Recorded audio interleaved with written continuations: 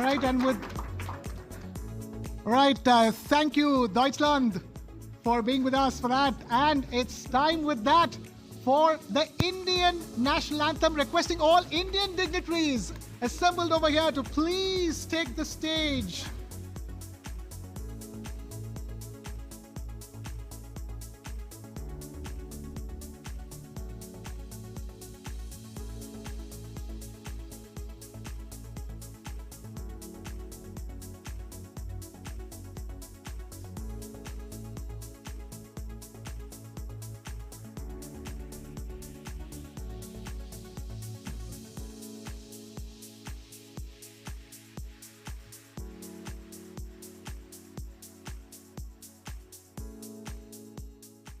जन गण मन अधिनायक जय हे भारत भाग्य विधाता।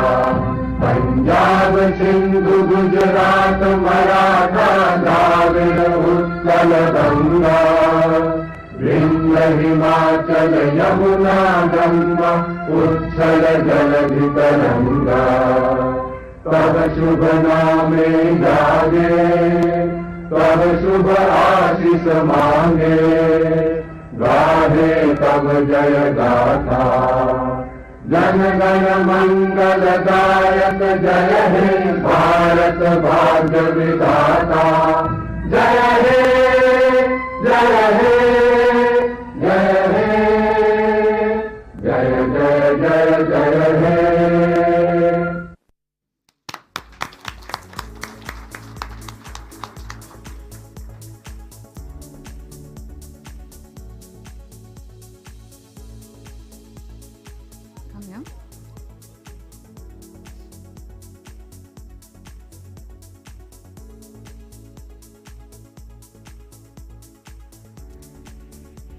All right.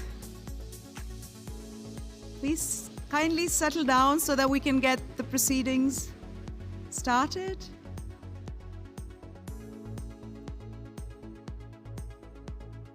That's right, Mike. It's been a rousing start to this News9 Global Summit, isn't it? Yes, the theme of this summit is India and Germany, a roadmap for sustainable growth, and it will host a wide spectrum of leaders, from powerful figures in the realm of politics to iconic corporate leaders in business to leaders from the world of sports and football in particular. I mean, of course, yeah, why not? When in Rome. When in Rome, yeah. But after all, at the iconic MHP Arena in Stuttgart, we are at the iconic MHP Arena in Stuttgart, a news summit at the home of football in the state of Baden-Württemberg in Germany. This is a landmark platform, and it will bring together all of them, people from all walks of life, from politics to business to sports and even entertainment. This is a one-of-a-kind summit. Let's say that at the outset of it, isn't it, Timmy? Oh, absolutely. We're calling it the summit of all summits because what could be better than all of us sitting here at the iconic MHP Arena in Stuttgart, the heart of innovation, as we've been saying, and to get a summit of this magnitude on, here in Germany. We've never seen that happen. No other media house has done it.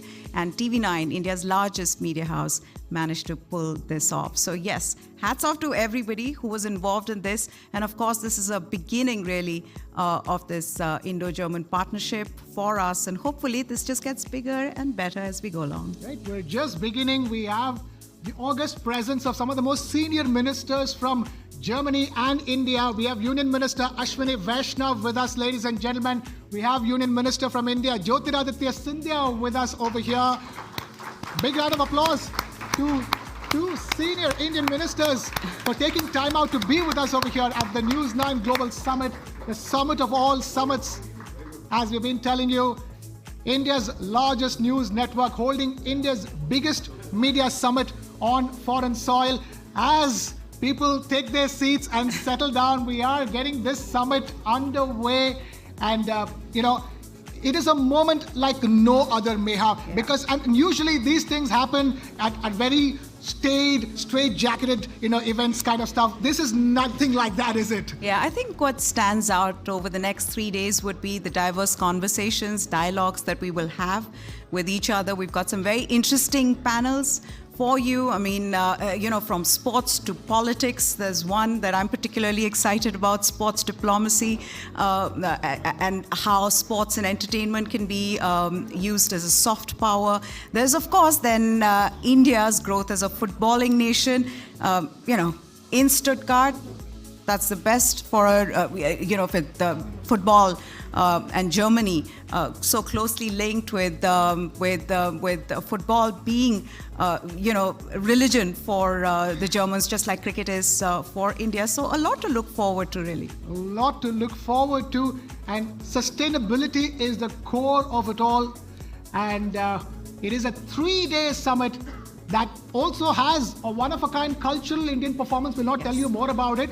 It is kicking off today, this 3-day summit, here with the inaugural, as we're calling it. And this summit will end with a kickoff, literally, on Saturday, the 23rd of November, right here at the MHP Arena in Stuttgart, as 4FB Stuttgart face off against 4FL Bochum, isn't it? Yes, the crowning moment, though, of the summit will be the summit keynote address delivered by none other than the Prime Minister of India, Shri Narendra Modi himself. That's tomorrow on Friday, the 22nd of November at 4:30 p.m. Stuttgart time and 9 p.m. India time. That's right. So, ladies and gentlemen, this is the News9 Global Summit.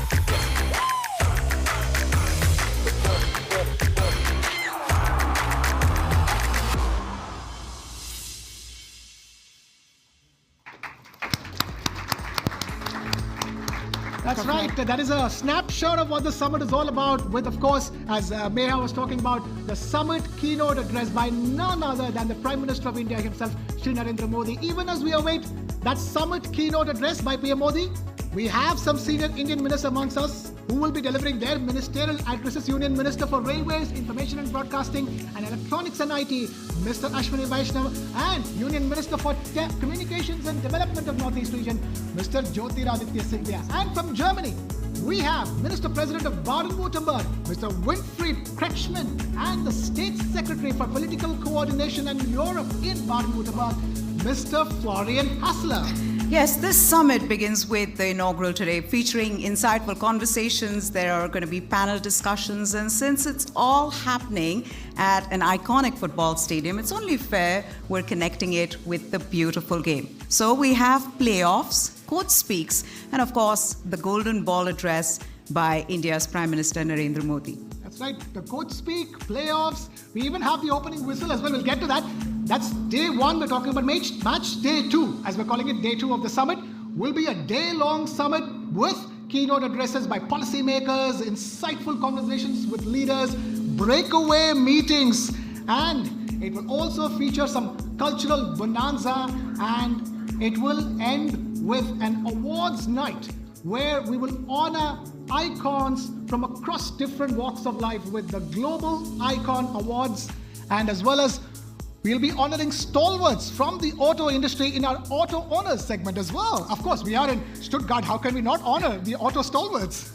After the awards, we'll be hosting cocktails and dinners at the Porsche Tunnel Club. And finally, on match day 3, this is the one all of us are looking forward to, isn't it? It's the summit will culminate with a football match. It's going to be a 3-day-long celebration of the ties that bind India and Germany, that too in Stuttgart, Germany's beating heart of innovation. That's right, Germany's beating heart of innovation. And this first of its kind summit too is a product of innovation. After all, which summit has everything from intense dialogues to an intense football match? An innovation engineered by the man at the helm of the TV9 network. Yes, it's time to kick off proceedings for the evening by blowing the opening whistle. And for that, we invite up on stage the man who envisioned this summit, the man whose brainchild this summit is, the Managing Director of the TV9 network, Mr. Barun Das.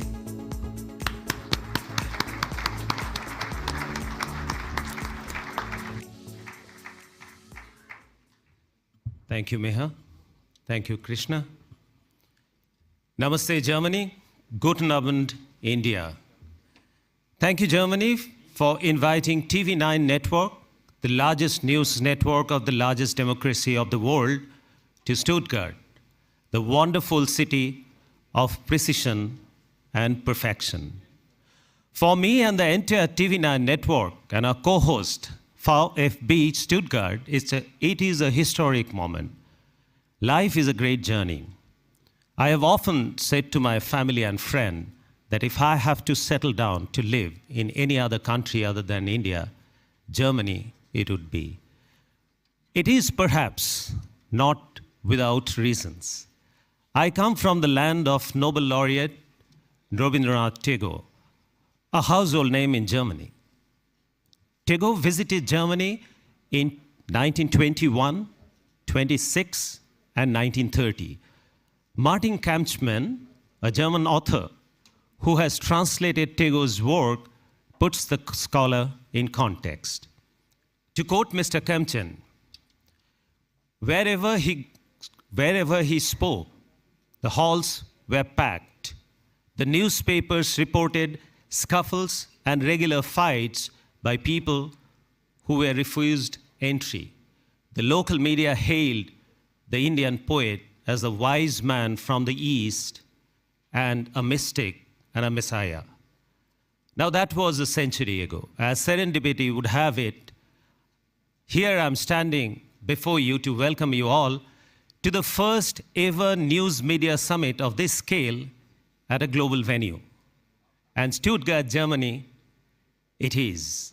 What a great feeling to be in the capital of innovation, to engineer a new media template, to foster growth and contribute to bilateral ties.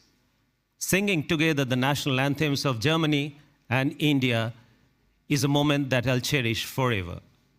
Besides the Tagore Connect, I'm also amazed at the language bond between Sanskrit, India's oldest language, and German, and Heinrich Roth, the first ever German who mastered Sanskrit, traveled to India and got mesmerized with the mysteries of Indian culture.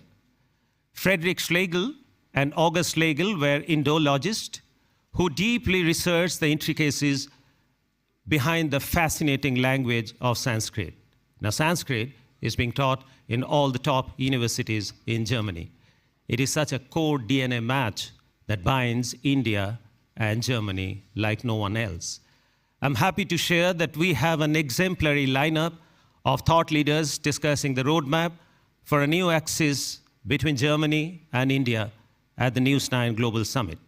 I'm extremely grateful to the Honorable Union Minister, Mr. Ashwini Vaishnav, Minister of Railways, Information and Broadcasting and Technology, and Sri Jyotiraditya Scindia ji, Minister for Telecom and Development of Northeastern Region, for flying in all the way from India to be with us on this important occasion. We are also privileged that two senior policy makers from Germany, Federal Minister Mr. Cem Özdemir and Minister President Mr. Wilfried Kretschmann, will join over the next 24 hours to share their visions with us. Of course, the biggest high point of this summit is a keynote address by Honorable Prime Minister Mr. Narendra Modi tomorrow evening. I'm grateful to our German partners, co-host VfB, and the support of State of Baden-Württemberg for making this happen. Ruven, my friend, has been a great partnership. Mr. Hassler, First Secretary of Baden-Württemberg, we look forward to hearing you later this evening. We are also privileged to have some of the prestigious German institutions partnering us, namely DFB Pokal and Bundesliga. Peter, thank you very much. We have an exciting evening ahead of us, starting with addresses of our Honorable Ministers, Sri Vaishnav ji and Sri Sindhya ji. And Danke, Namaskar, let's kick off.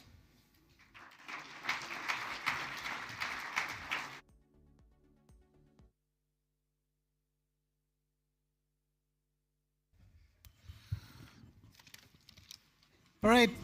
Thank you, Mr. Barun Das, for that address. Your words have just set the right tone for the summit, isn't it, Meha? Yes. Now please join me in inviting Mr. Ruben Kasper, Chief Marketing and Sales Officer and Board Member of Pvt Stuttgart, to deliver the welcome address. India, Germany, business and beyond. Mr. Kasper, the stage is yours, sir. Big round of applause, ladies and gentlemen.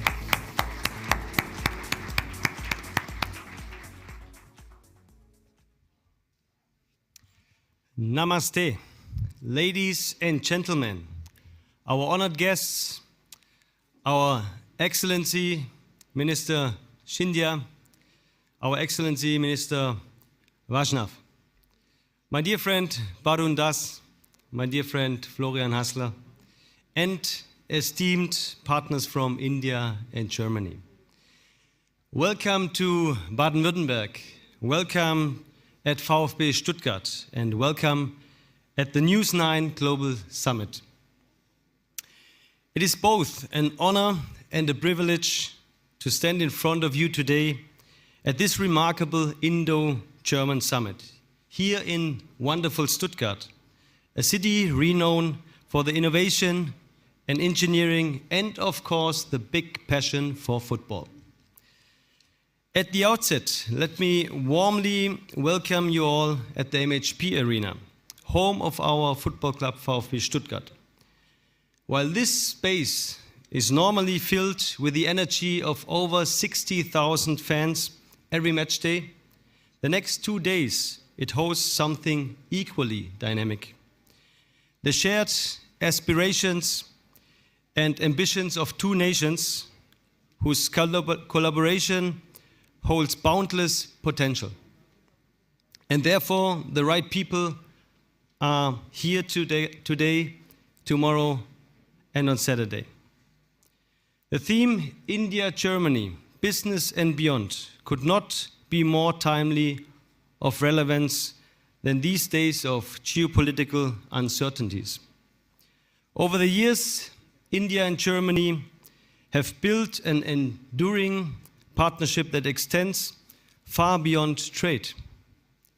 It's a relationship rooted on shared values: innovation, sustainability, development for society, and the desire to make a meaningful global impact. From Berlin to Delhi and from Stuttgart to Mumbai, our businesses and institutions are crafting solutions that define and are important for the future. Be it through groundbreaking advancements in green technology, the ever-expanding digital landscape, and endless potential of AI, next level of manufacturing and trade business, or the collaboration in sports and culture. We are proving that the fusion of Indian ingenuity and German precision creates a partnership like no other. As board member and chief marketing officer of VfB Stuttgart, I have witnessed firsthand how collaboration is not just about transactions and ideas. It is about relationships and people. Many people will ask themselves why we as a football club engage so deeply into a global summit and bilateral relations with India.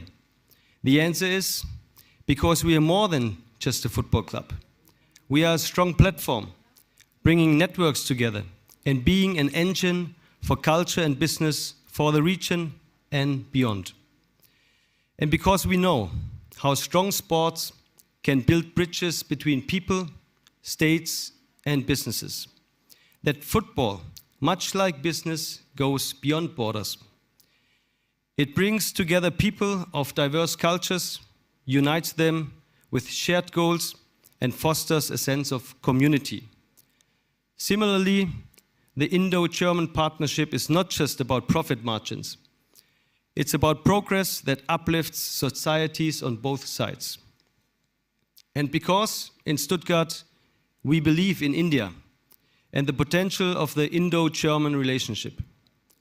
The next 2 days, as we engage in meaningful dialogue, I encourage all of us to think beyond industries, beyond innovation, beyond religious and cultural borders. Let us explore how we can together weave deeper bonds that touch education, R&D, sustainability, and cultural exchange. Because our true success will be measured not just in economic milestones, but in the bridge we build between people. In closing, I extend my deepest gratitude to the organizers, especially Barun Das from TV9, and my dear friend Florian Hassler, Secretary of the State, to all leaders, visionaries, sponsors and partners who have made this summit together with us possible. Together, let us chart a future that celebrates our shared strength and seizes the immense opportunity that lie ahead of us. Thank you very much for coming to Stuttgart, and welcome once again to our wonderful MHP arena. Let us make this summit a testament of the power of collaboration and a brighter future. Vielen Dank, Dan Yavat, and thank you.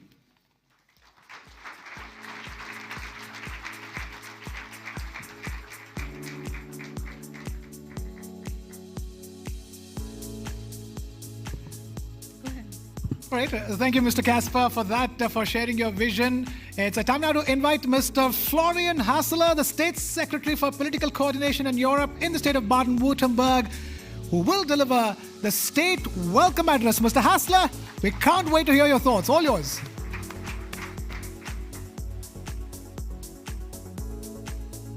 From Stuttgart, Excellencies, Honorable Minister Vaishnau, Honorable Minister Sindhya, Ambassador Gupte, Consul General Sina, dear Mr. Baron Das and Mr. Ruben Kasper, thank you so much for bringing this flagship event to Stuttgart. A very warm welcome in these cold days to all corporate and business leaders from India and Germany, dear members of the press, ladies and gentlemen. What a great pleasure to attend the first ever News9 Global Summit held outside of India. We feel honored that you have chosen the state of Baden-Württemberg as the venue for this event. And as one of Germany's economic strongholds, we are very pleased to host you today. A warm welcome to Baden-Württemberg, a warm welcome to Stuttgart.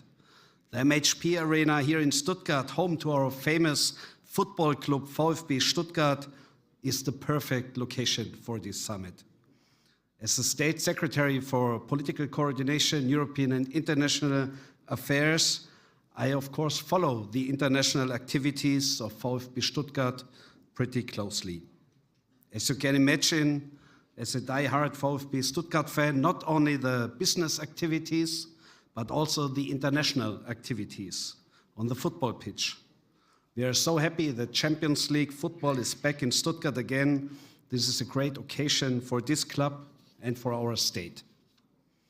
And legendary football world champion Bobby Charlton stated, "The best football teams are built on trust and on a shared vision."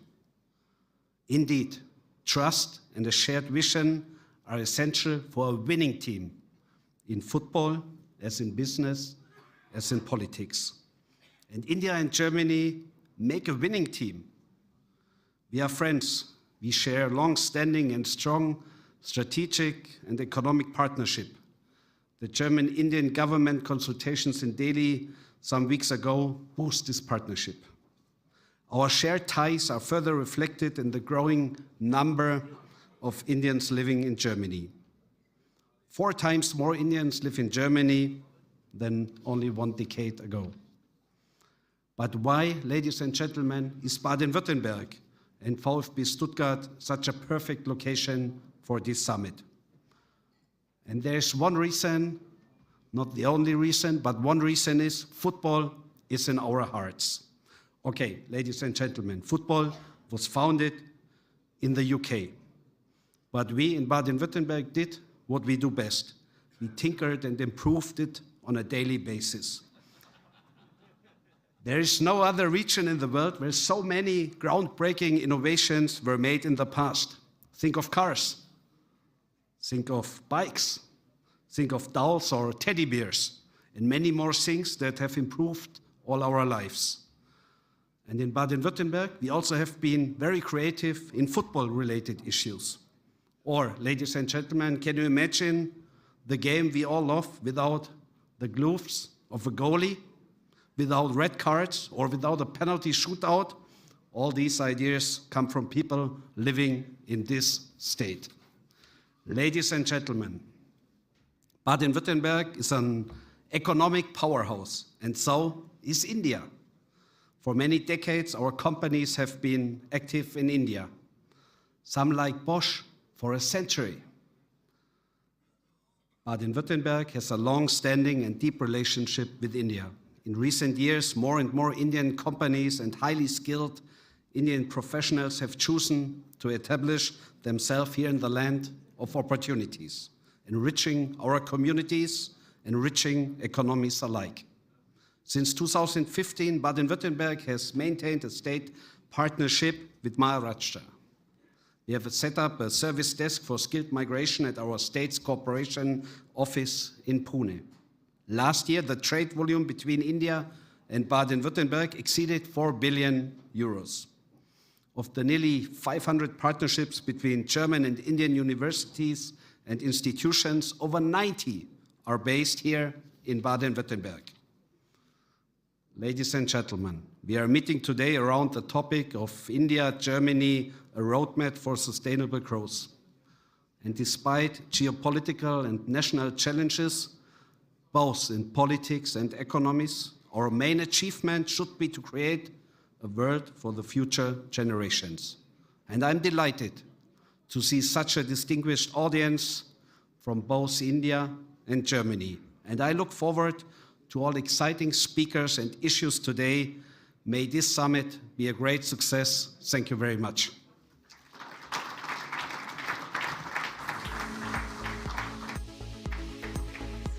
So, this way, sir, stay on stage.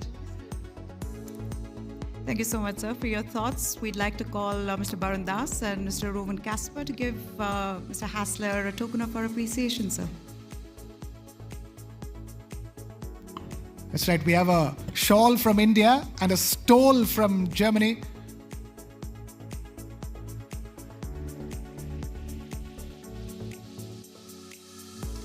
Requesting the shawl and stole to be brought on stage.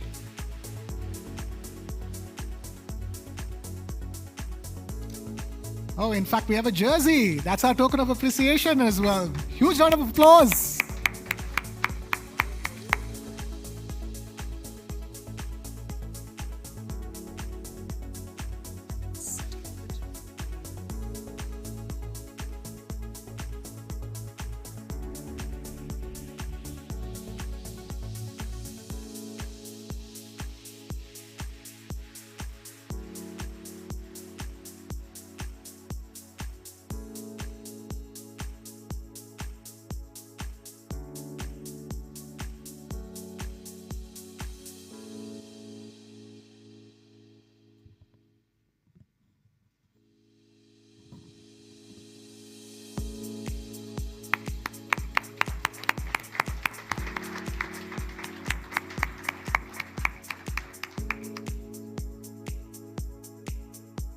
Thank you. Thank you so much for that.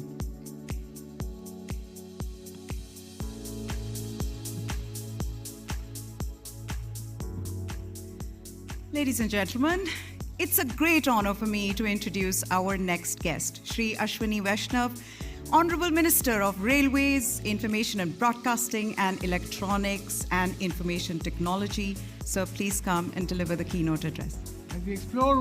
As we explore ways to further strengthen the India-Germany relationship, it's a privilege to have such a senior Indian minister amongst us today, Mr. Vaishnav, with a ministerial keynote address. But before that, take a look at this. In Stuttgart, where vision meets momentum. Visionaries and game changers converge. The News9 Global Summit, where ideas shape tomorrow. Driving this momentum, a leader transforming pathways, building a modern rail network for tomorrow, empowering India's digital revolution, connecting 1 billion voices, charting a roadmap for India and Germany, bridging industries, nations and possibilities. Ministerial address.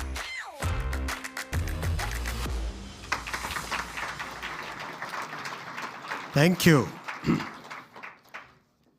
Good evening, friends from Germany, friends from India.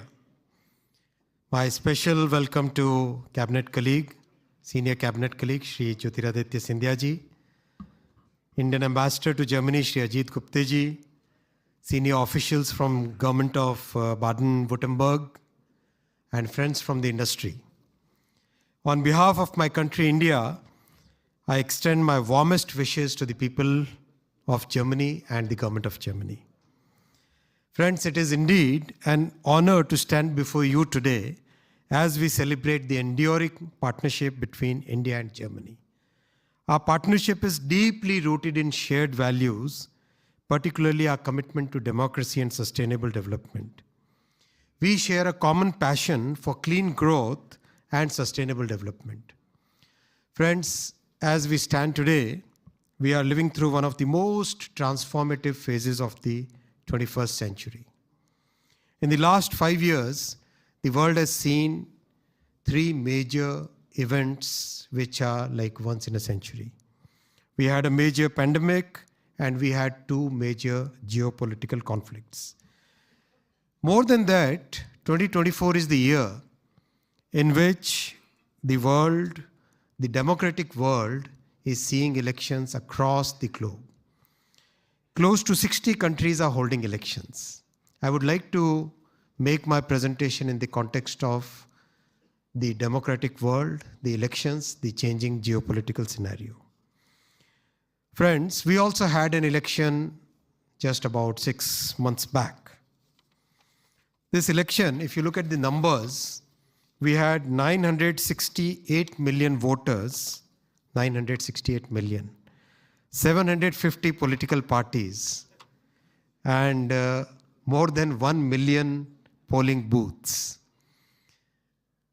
It's the largest election ever conducted in the human history. And believe you me, the pace of digitalization, the way we have digitalized the entire election, on 4th June, the election results were out in just about 5 hours. For such a massive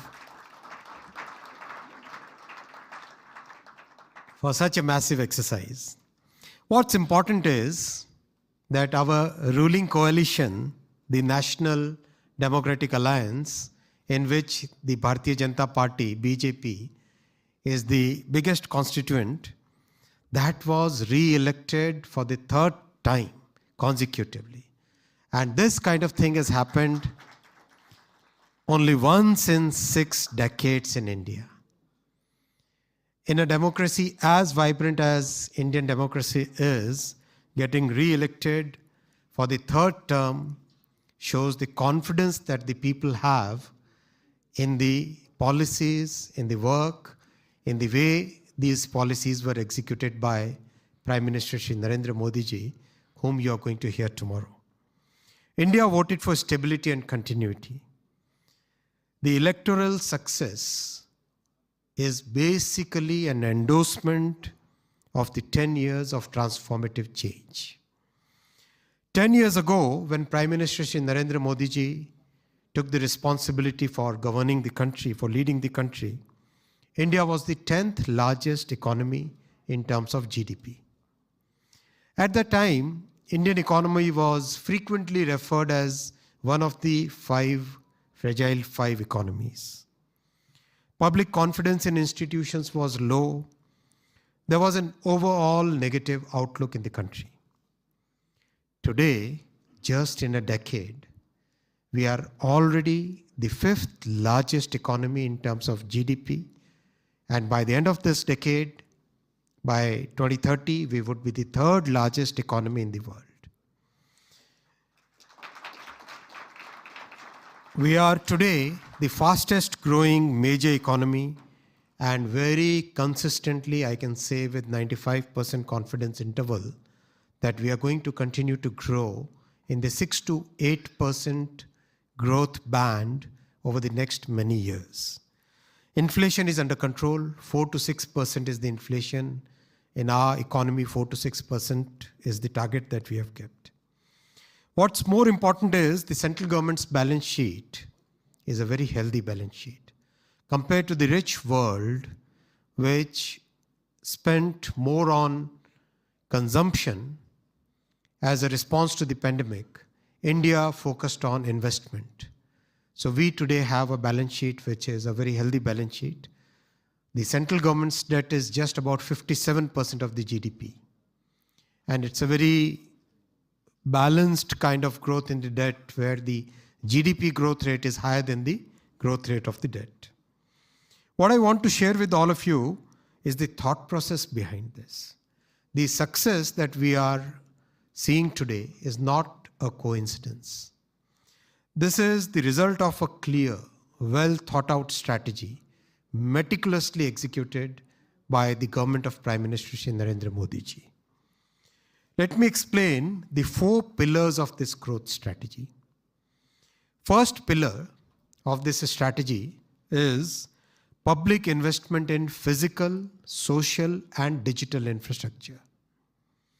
The second pillar is a large number of inclusive growth programs. The third pillar is big focus on manufacturing and innovation. And the fourth pillar is massive simplification in our legal and compliance structures. I will now discuss in brief all the 4 pillars one by one. I'll come to the first pillar. And I'm sure we are having a debate in Germany at this point of time, whether we should be doing public investment or we should be looking at a different strategy. We in India have a very clear strategy of doing public investment in all the 3 major infrastructure, which I say as physical, social, and digital. Over the past decade, we have significantly increased our public investment from about 36 billion euros in 2014. Today, we are now investing about 127 billion euros. In the rail sector itself, which is one of my responsibilities, last year we invested 29 billion US dollars, and this year our capex is 30 billion US dollars. And we are already 64% of the capex here in the month of November. So that's the pace, that's the scale, that's the way, that's the precision with which we are adding infrastructure to our economy. We have constructed 54,000 kilometers of national highways in the last 10 years. We have built 84 new airports, and Minister Scindia was in charge of building the airports. We have added 31,000 kilometers of new railway tracks. That's practically the size of entire German railway network. We have electrified 44,000 kilometers of railway networks in the last 10 years, which is more than Germany plus Switzerland and Belgium combined. In a sense, whether it is railway, ports, airports, highways, the entire gamut of physical infrastructure has seen a massive growth in the last 10 years. I'll come to the digital infrastructure because we live in an age where digitalization is a key part of our economy. 10 years ago, our Prime Minister gave a very clear vision that we must have a digital policy, a digital program where technology is democratized. It should not be in the hands of a few big tech. It should be accessible to everybody. It should be open. It should have open standards. It should have common standards. It should be available to startups, to academia, to common people.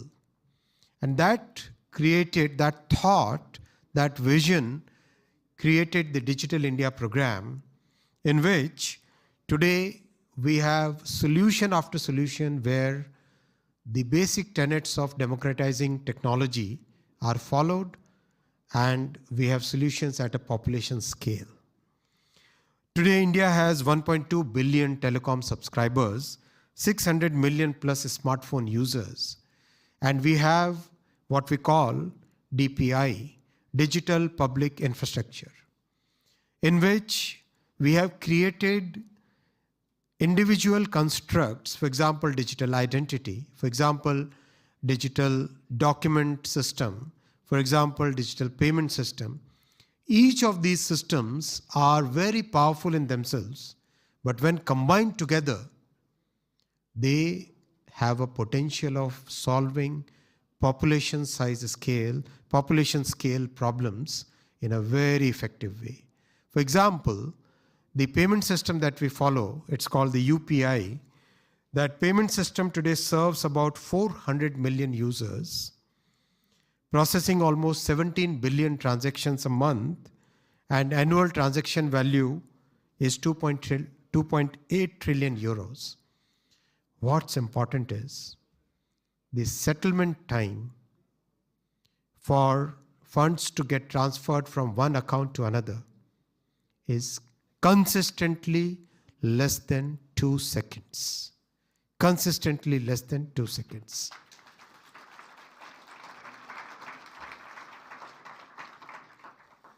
It is today operational in 7 countries, and my good friend, Minister for Digital Economy, recently when he visited G20, visited India in G20, he first-hand tried, Dr. Vesing, he first-hand tried the UPI, and he was so impressed with the system. Japan has given a patent to this system, and many countries are now adopting this. I'll come to the social infrastructure because that is as important as physical and digital. In the last 1 decade, we have opened 446 new universities. That is like opening a university 1 a week. That's very, very important because human resource forms the core of our philosophy. We have more than doubled the number of prestigious institutions, the IIT system which you have heard of, the IIMs and the top medical colleges, from 68 to 149, which is more than double the number. We have doubled the number of seats in practically every sector, whether it is medical colleges, whether it is the ITIs, whether it is the diploma colleges. At every level, we have more than doubled the number of seats. Friends, this was the first pillar of our growth strategy. It's a very well thought through, very well executed. The second pillar of Prime Minister Shri Narendra Modi ji's growth strategy is inclusive growth. We are a country with a lot of diversity.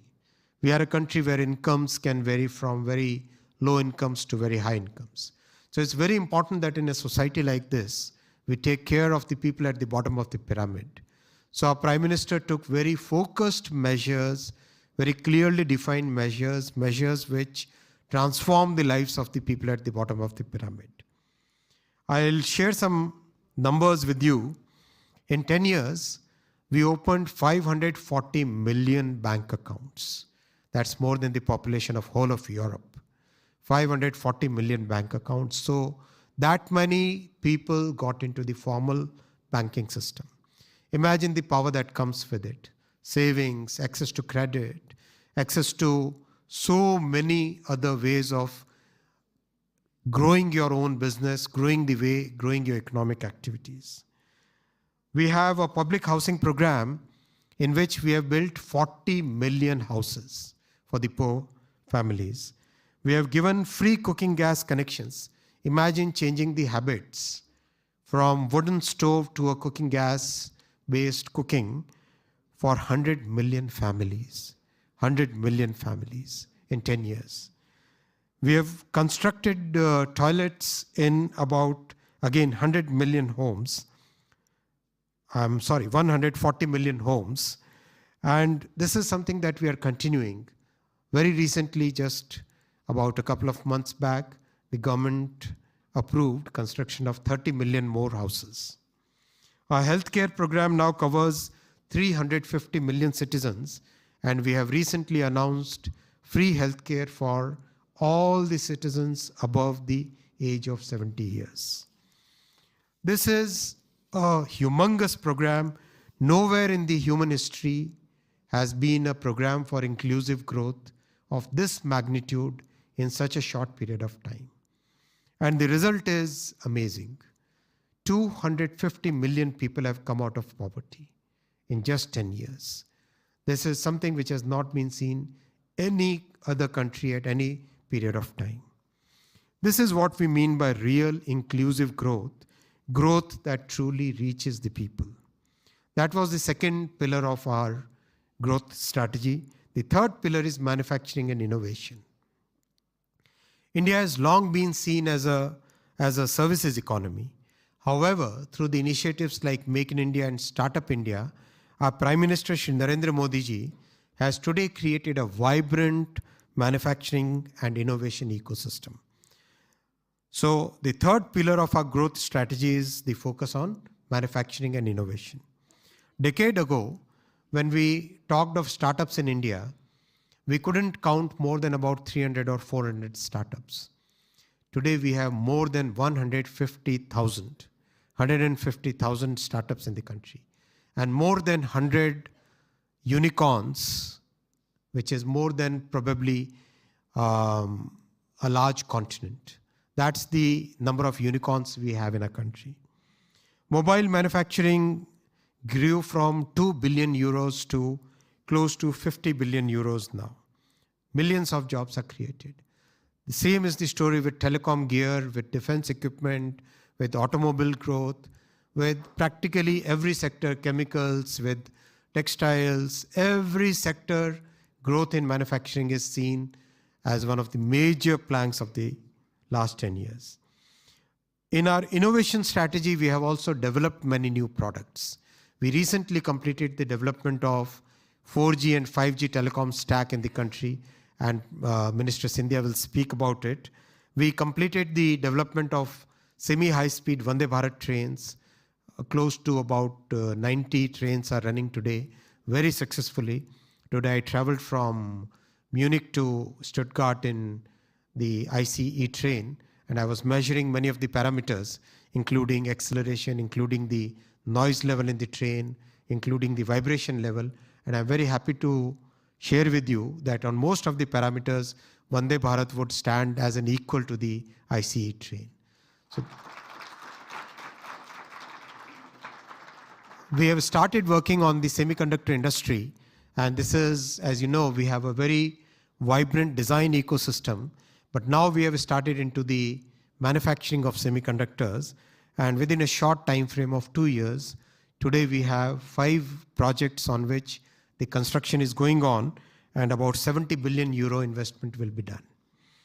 Friends, that's the third pillar, and the fourth and last pillar of this entire growth strategy is simplification of laws. We inherited a colonial era government framework when we got independent from the British rule in 1947. For first 50-60 years, a large part of the colonial system was carried on just like that. Our Prime Minister took up a mission called Minimum Government, Maximum Governance, and Freedom from the Colonial Mindset. So these two programs helped us remove more than 1,500 laws, archaic laws, from the statute book. I mean, cleaning up of this massive size was a very difficult task, but the Parliament supported, and we carried through this entire system. We also removed about 40,000 unnecessary compliances. There is a whole series of new legislations, whether it is in the telecom sector, digital sector, whether it is in shipping sector, whether it is in pharmaceuticals, in industrial sectors. Everywhere the colonial laws are being replaced with brand new laws which are in tune with the times today. Friends, these are the 4 pillars on the basis of which our growth story is there today. And that's why, because this is a very well thought through, very well executed strategy, we can say with a very high level of confidence that India will continue to grow in the range, in the band of 6 to 8% real for the coming at least 4-5 years minimum, and certainly beyond that, because of the very strong foundation that is being built. Our Prime Minister has always emphasized that while we continue to grow, we must make sure that our environment footprint is very well maintained. Today, even though we are just about $3,000 per capita GDP, we are a country which have taken so much effort on increasing the clean energy power generation capacity that you would be surprised. And in fact, in last year in Davos, I asked this question to an audience, how much would be the green power generation capacity in India? The answer which came was about 7% max. But friends, that number is 45%. 45% of our 200 gigawatt power generation capacity today comes from green energy. And that commitment is very strong. We are one of those few countries which have completed the COP commitments well before time.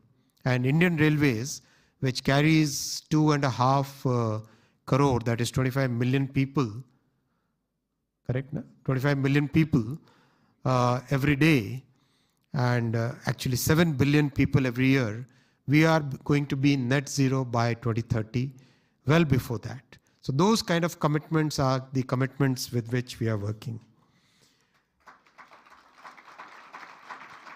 I'll close by saying that the success of our government reflects the fact that good economics can also be good politics. When the policies, the economic execution that is in tune with the way people think, and it makes a difference in people's lives at all the strata and all sectors, then the politics works for us, economics works for us. To my friends in Germany, I would say that we have all witnessed a shift in the global supply chains. We have seen the impact of pandemic. Practically every industry has seen it. We in India offer you trust, talent, and stability. We are a country which believes in democracy. We are a country which respects IP rights. We are a country which is open-minded, which is always believing in multilateralism and believes in rule-based international order. We welcome you all. Please come over, see for yourself what kind of transformation is happening there. Come invest in India. We offer a vast pool of talent and the world-renowned capabilities in IT and design. This is once in a decade opportunity for you. This is an opportunity which will help you grow. This is a win-win for all of us. Take advantage of our unique demographic and democratic strengths.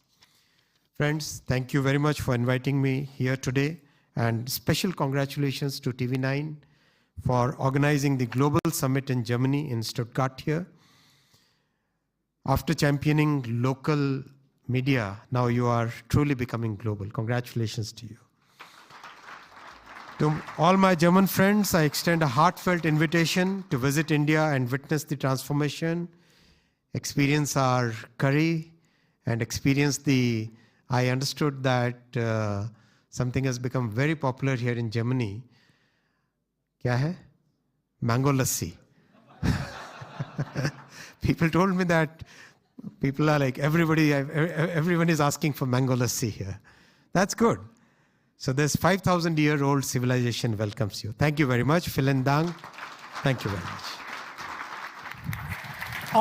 Minister Vaishnav, request you to please stay on stage, requesting Mr. Barun Das and Mr. Rowan Casper to please present the minister with a jersey from Germany as well as a shawl from India. Ladies and gentlemen, big round of applause.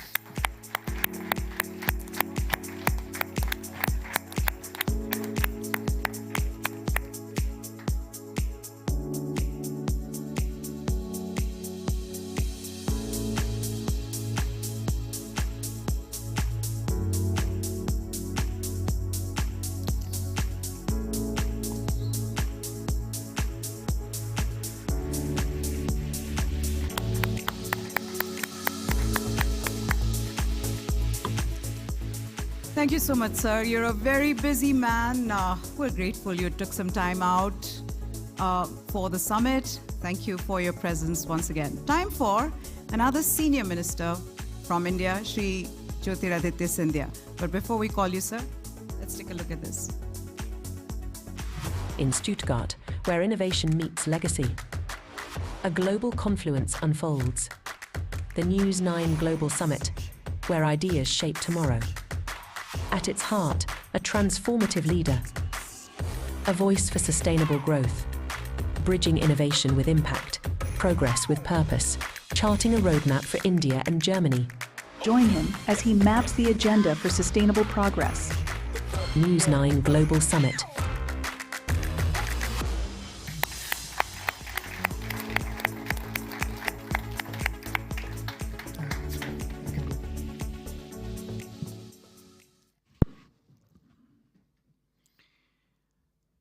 Seated in this historic venue, my colleague in cabinet and good friend, Minister of I&B, Railways, Meti, Ashwini Vaishnavji, the MD and CEO of the raison d'etre of our presence here tonight, Mr. Barun Das, seated in the audience with me, the Chief Marketing and Sales Officer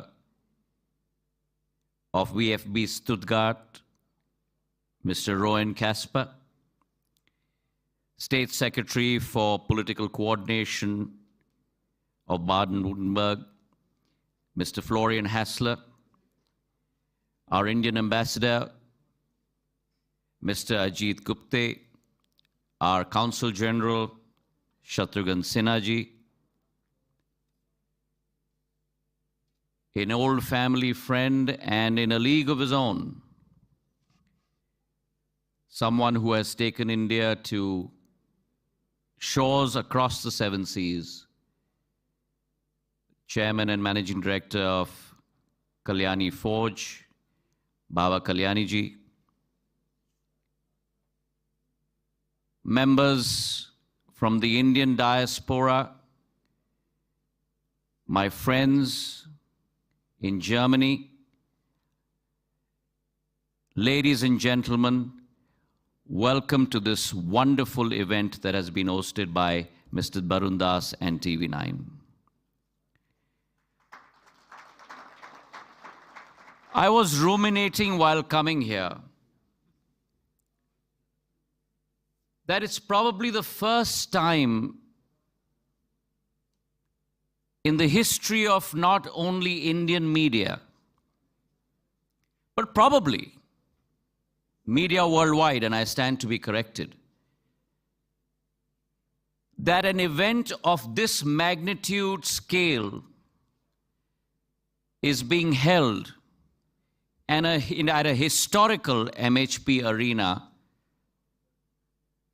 the Temple of Soccer in Stuttgart. And what does this tell you? This conveys many stories. The first being a sports person myself, and as Mr. Kasper said in his address, sports is not only a physical activity. Sports involves camaraderie. Sports builds a team. Sports builds partnerships. And sports promotes relationships between people. And therefore, it's only apt that when a confident India, a nation rooted in 5,000 years of civilizational history, now arriving on the global stage, takes a foot forward, it's only natural that it will be a striker's foot, but it will be a team effort. And therefore, I must congratulate Varun Das ji. He has, in his own way, with TV9, started an epoch-making trend. I have seen this stadium many a time on television screens. But it's due to him that today the confluence between sports, between people, between cultures, and between civilizations is taking place on this stage in Stuttgart. So let me start by saying Guten Abend, Namaskar.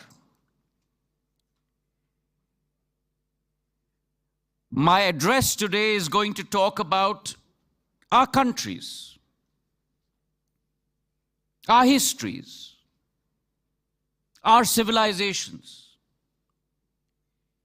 My colleague and good friend has talked about India's story.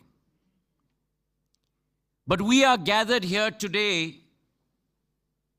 under this umbrella as two distinguished countries standing side by side on the global firmament.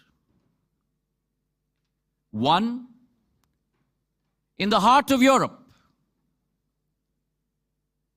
that is an economic powerhouse. And the other,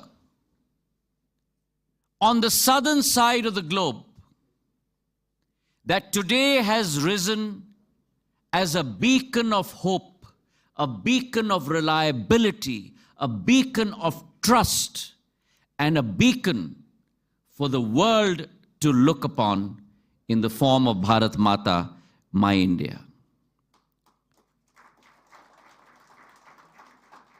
One that, as Mr. Hassler talked about, not only your state, sir, but Germany, that has been the cradle of innovation, and the other, the validator of all of those inventions in the form of India. One that is well established as a formidable player, and the other that today has arisen as an emerging player in the new international world order. And therefore, together, Germany and India present that impeccable force of global good.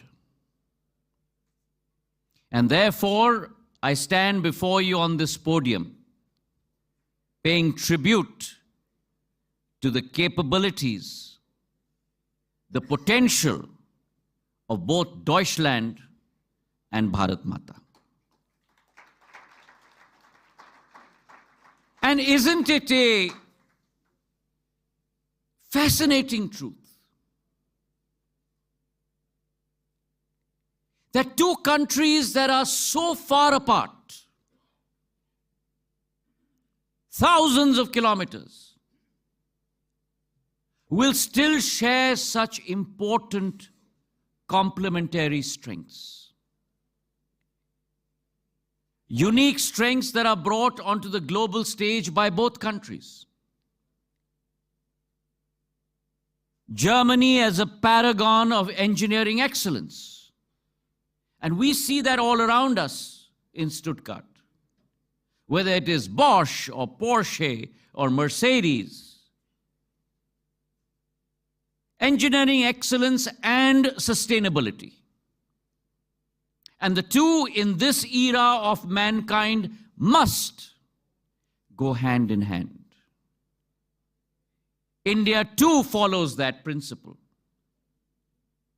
as my colleague Ashwini ji has pointed out in his address.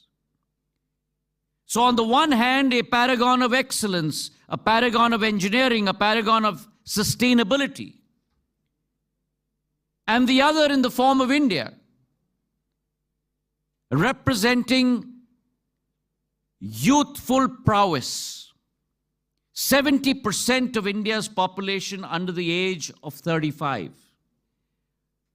We're talking about 1 billion people. More than the full population of Europe and the United States of America combined. Our software capability. And the fact that on a technological landscape, we are ascending and changing, metamorphizing every single minute and second of our existence. These complementary strengths, I really believe, nurture a relationship that has been steeped to look at global challenges and present a shared future to the world. And therefore, in the global jigsaw, Germany and India blend seamlessly together. Now, these characteristics, ladies and gentlemen, these attributes and these capabilities are rooted in a sense of mutual understanding and partnership. German philosopher Johann Gottfried Herder once remarked, and I quote, "Mankind's origins can be traced to India, where the human mind got the first shapes of wisdom and virtue," unquote. And this sentiment echoes the history of both our nations' exchanges with each other. Barun Das ji in his address was just talking about Rabindranath Tagore ji. Rabindranath Tagore visited Germany multiple times. And he invited thinkers, philosophers, thought leaders from Germany to Shantiniketan to create that fountainhead, to create that confluence, to create that bridging of minds and hearts, to create that fountainhead of knowledge and diversity. And therefore, the feelings and the sentiments that resonate not only amongst our political class, not only amongst our business class, but India and Germany's relationship is based on an exchange of ideas, based on an exchange of literature, based on an exchange of philosophy, based on an exchange of invention, which far exceed traditional diplomatic processes. And if you ask me a question, the root of all this,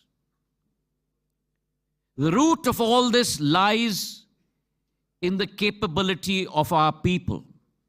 Our people are the true ambassadors of this relationship. The Indian diaspora, the biggest in the world at over 25 million, stands as a vibrant testament to India's global spirit. Limited to only a few hundreds in the 1920s in Germany, today they are close to over 250,000 in Germany. And besides, we are backed by a vast skilled workforce ready to meet the demands of modern economies across the world.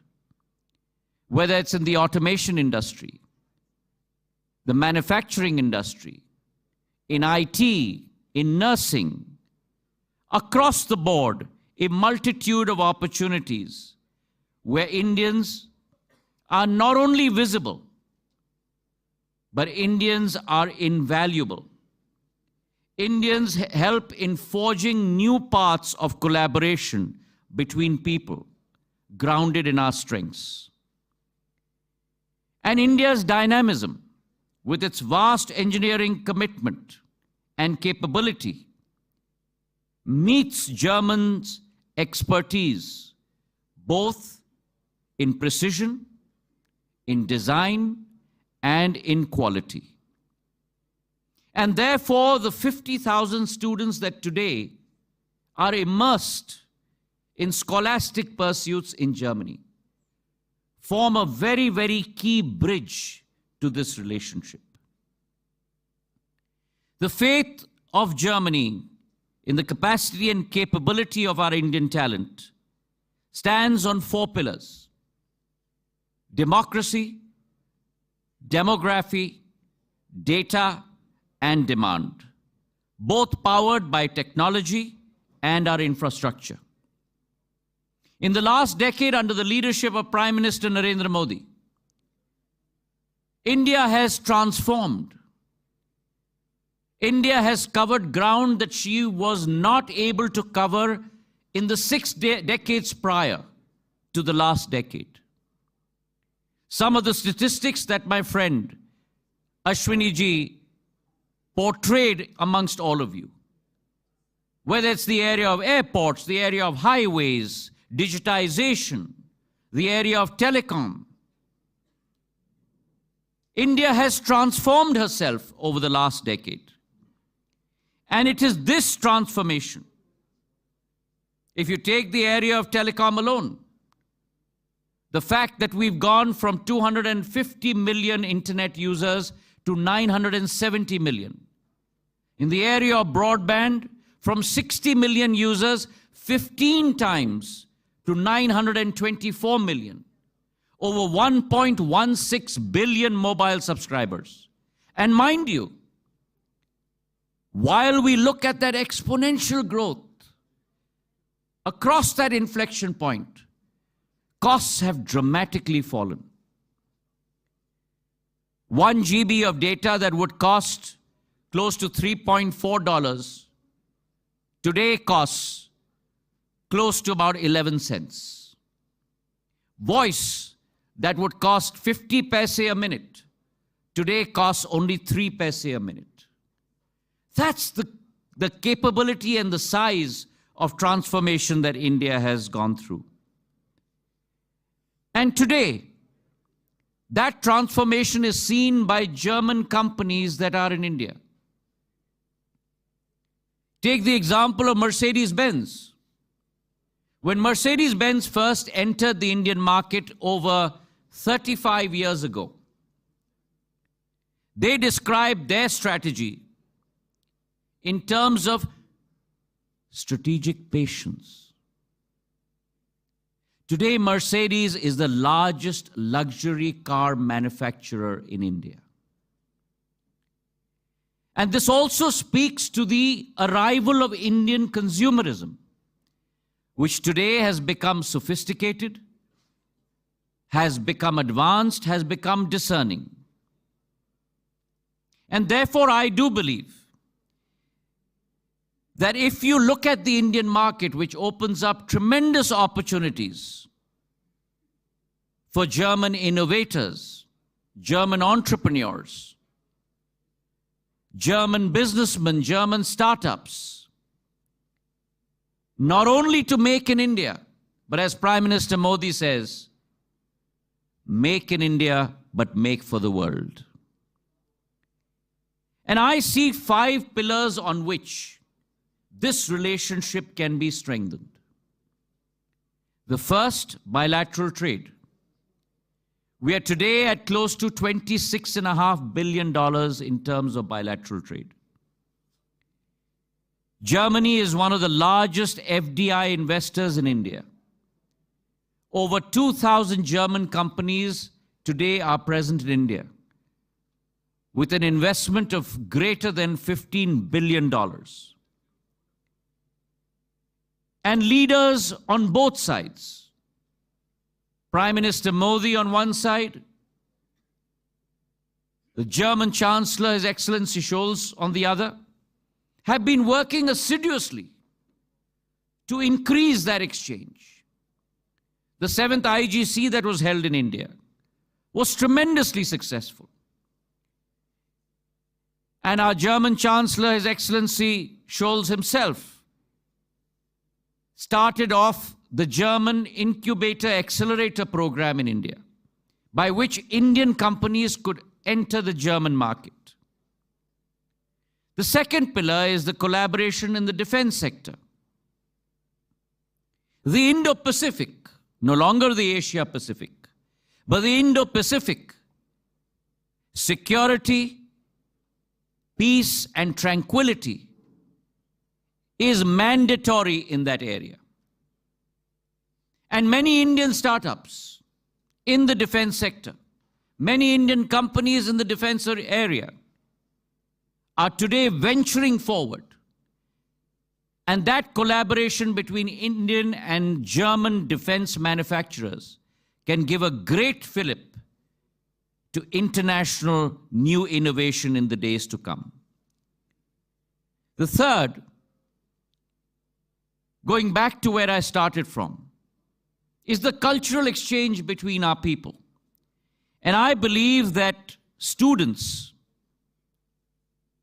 an exchange amongst them, is a fundamental precept of that. The India-Germany Innovation and Technology Partnership in emerging technologies, whether it's renewable, artificial intelligence, quantum computing, semiconductors, areas where India today is leading across many sectors, will lead to tremendous collaboration in the days to come. I also do believe that the innovation and incubation program for students and the exchange of that will lead to a tremendous fillip in our relationships. And here we have taken a leaf from the German repertoire, where vocational training, experiential training is very much a part of your essential curriculum. This year in the budget, the Prime Minister has heralded the Prime Minister's internship scheme in India, where 125,000 students in the first year will get to experience internships with the top firms across the length and breadth of our nation. The final pillar is our commitment to sustainability. Sustainability is a key word embedded in our systems today. And I'm glad to inform you that India has stepped ahead on that front. The Green Hydrogen Task Force that has been put together in India will ensure the fulfillment of our common goals towards decarbonization across all industrial and manufacturing processes, and will ensure that the goals of the Paris Agreement become a reality. The Indo-German Green and Sustainable Development Partnership will also ensure that that commitment bears fruition. An investment of close to 3.2 billion euros have been invested in that relationship. So as we conclude 25 years of our strategic relationship, it is imperative for me to describe the Indo-German partnership as a living bridge. A living bridge that unites the world's two most dynamic countries. A bridge that is not built on steel or stone, but built on shared beliefs, ideals, and values. Our connection is also the people, the ideas, and the values that empower each other and, in turn, the world. Marching forward over the next 25 years,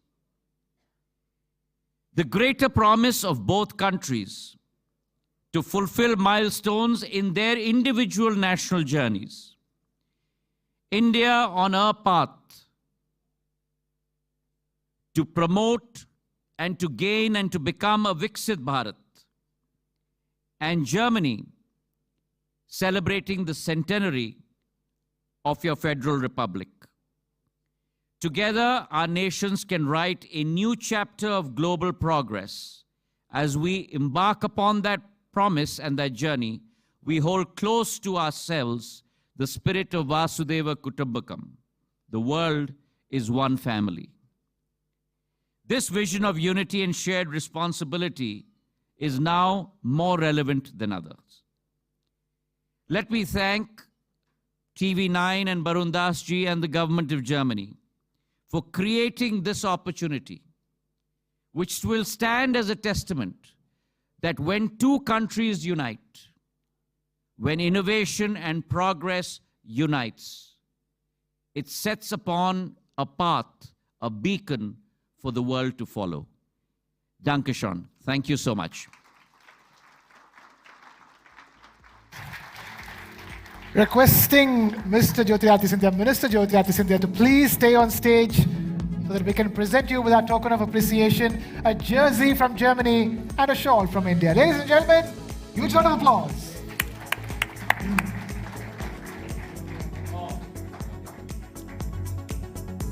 Huh?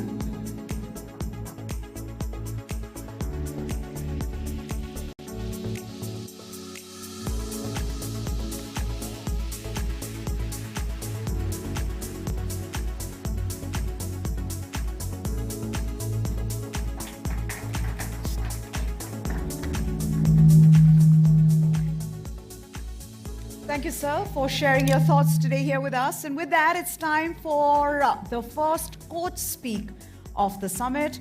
What's a team without a coach? Without his vision, a team cannot reach its true potential. Absolutely. A team needs a coach, and hence, for the inaugural coach speak, we invite Mr. Ramu Rao Jupalli, Vice Chairman, My Home Group, to take the stage. Please. India, where dreams ignite innovation, shaping industries with courage and creativity. A new era of entrepreneurship unfolds. Ramu Rao Jupalli, a leader shaping India's entrepreneurial future, inspiring the next generation of innovators. Join him as he shares the roadmap to India's entrepreneurial revolution. The Coach Speak.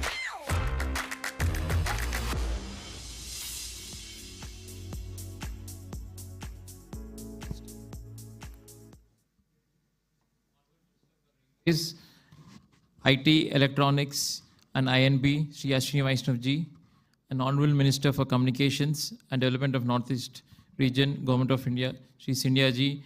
Thanks a lot for taking time and coming all the way to Stuttgart to attend this News9 summit. Despite your hectic schedules, it means a lot to us, sir. Thank you. And also Mr. Florian Hassel, Barun, and my dear friends, ladies and gentlemen. Good evening. It's my pleasure to be with you all this evening and talk about the subject that I'm passionate about, entrepreneurship. A while ago, both the ministers talked about the energy that is surging through the new India. As someone who comes from a business family, I can tell you that India of today is nothing like the India of my father's generation. When my father, Dr. Rameshwar Jupalli, started his career, he dabbled in medicine to begin with. It was an obvious thing to do for a homeopathic doctor, but his heart lay in entrepreneurship. He wanted to create businesses, create employment, and create wealth for himself and also his investors. So he decided to switch his careers and become an entrepreneur with almost no financial support and also advice from his family. He comes from a family of farmers. It was a chance investment in a small plot of land that gave him his start in the real estate industry and then grew into the cement industry.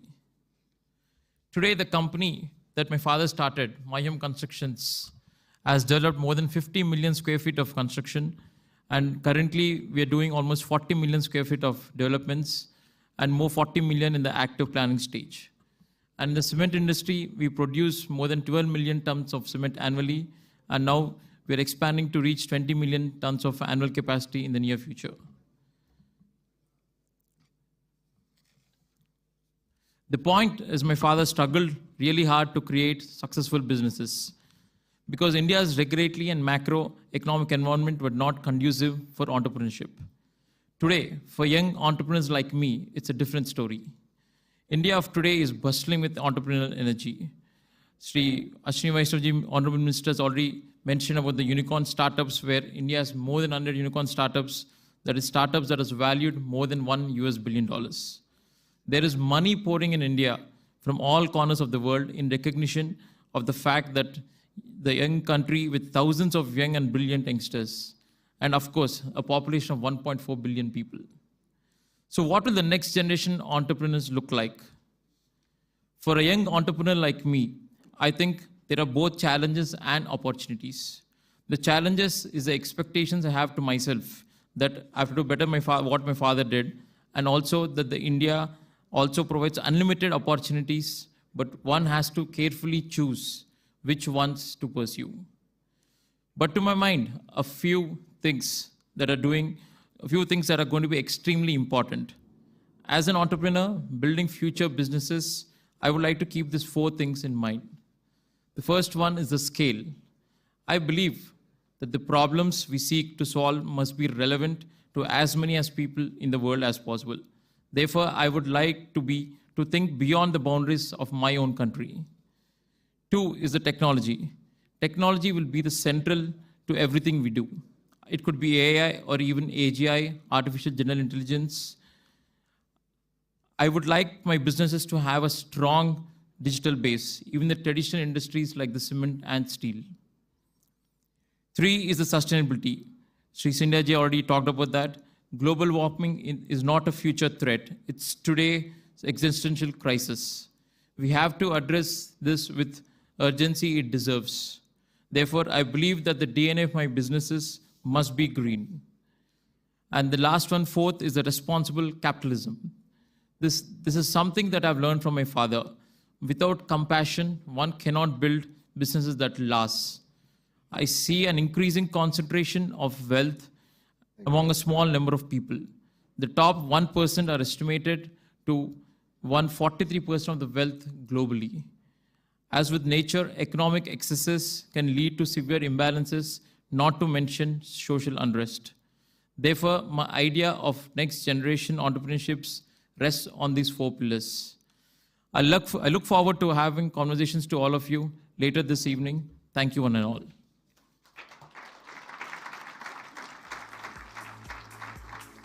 So,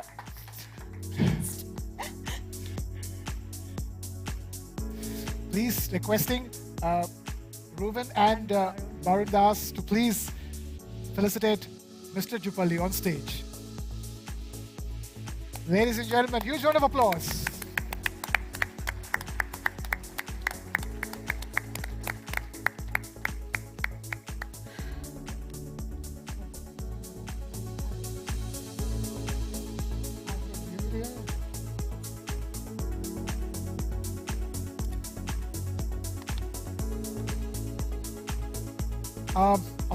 Of course, please. You have a mic all to yourself, sir. Or maybe you can take this one.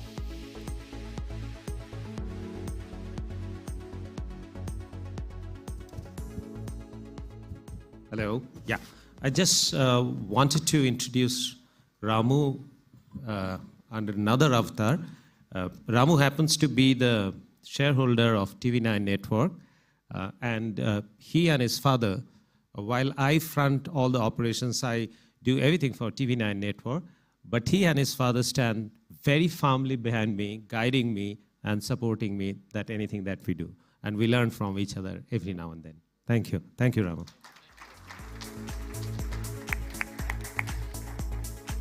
So there is the coach and there is the player, of course. So inaugural coach speak done for the day, Meha. That's right. Thank you, Mr. Jupalli, for sharing the wealth of your knowledge, sir. Let me now invite Mr. Ajit Gupte, Ambassador of India, Federal Republic of Germany. Ambassador Gupte, the floor is yours, sir.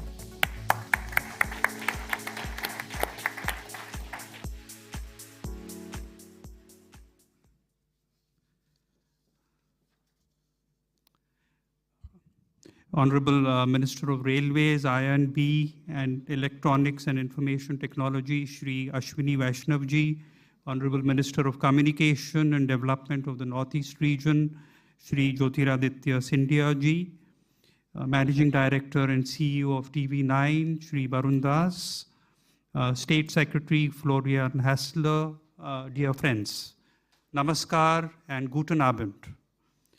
First of all, I would like to congratulate TV9 for organizing the first ever News9 Global Summit in a country overseas, and I'm sure it will be a great success.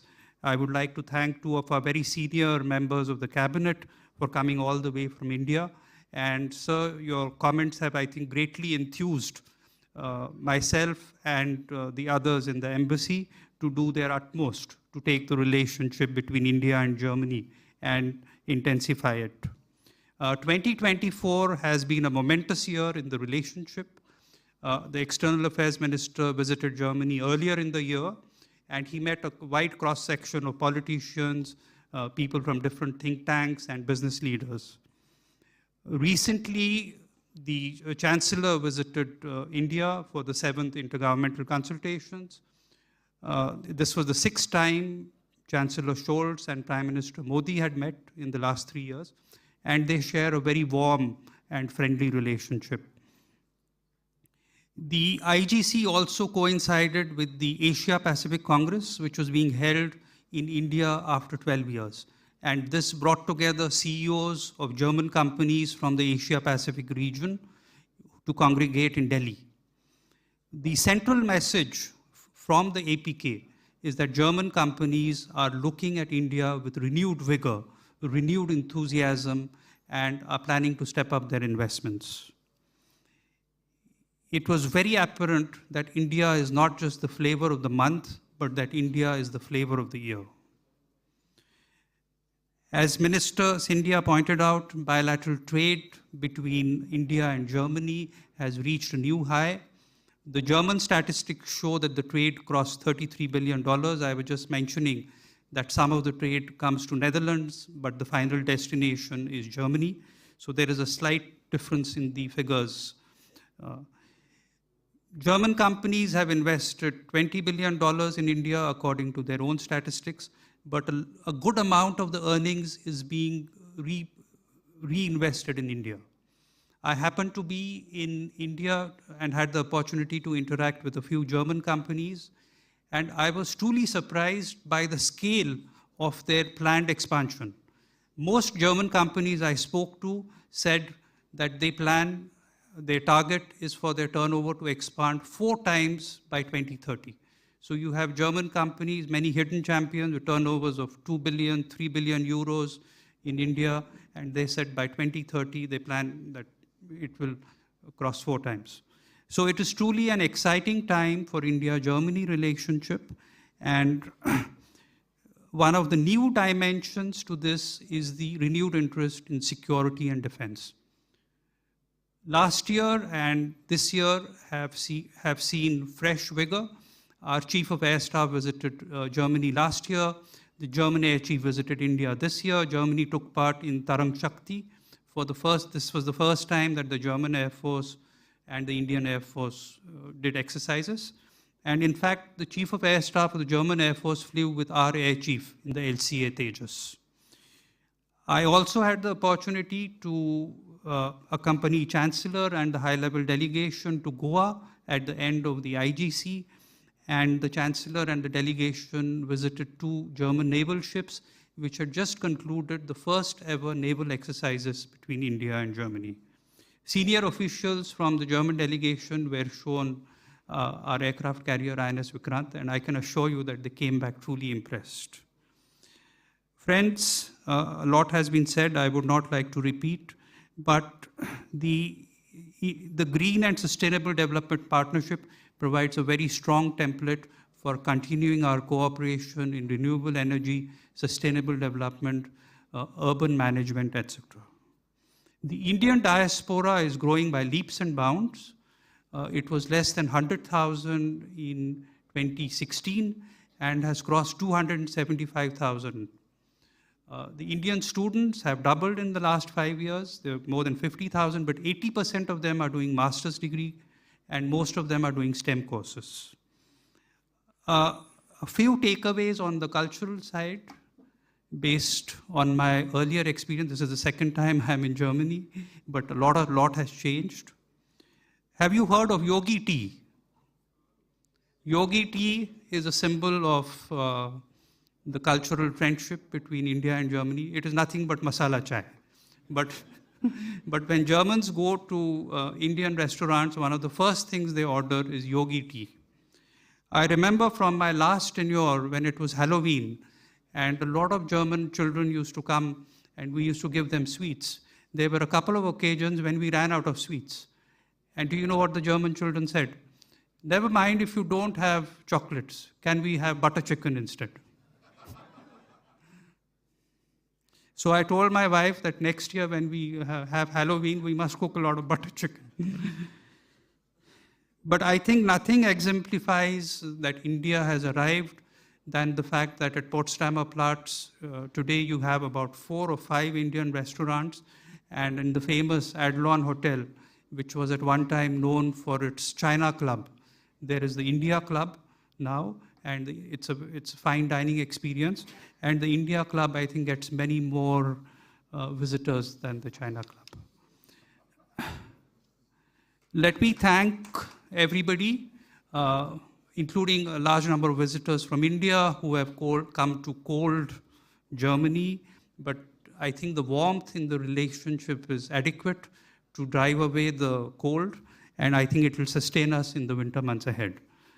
Let me finally thank very deeply the government of Baden-Württemberg, the Minister President Winfried Kretschmann, for their sustained support in organizing this memorable event. Thank you very much.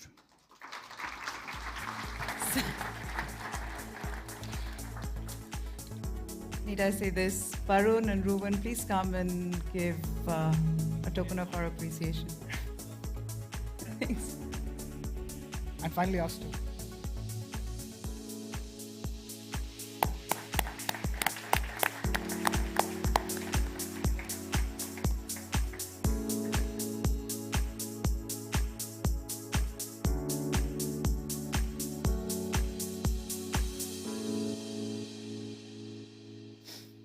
I'm going to request Mr. Barandas and Ruben Kasper to please stay on stage. We have an important felicitation to be done right away. I'm going to invite both the senior Indian Union ministers with us, Mr. Minister Ashwini Vaishnav and Jyotiraditya Scindia, to the stage, and Minister from Germany, Mr. Florian Hassler, and Mr. Ramu Rao Jupalli, requesting all of them to come on stage. It's time now to felicitate our sponsors for the News9 Global Summit, requesting all the gentlemen now to stay on stage.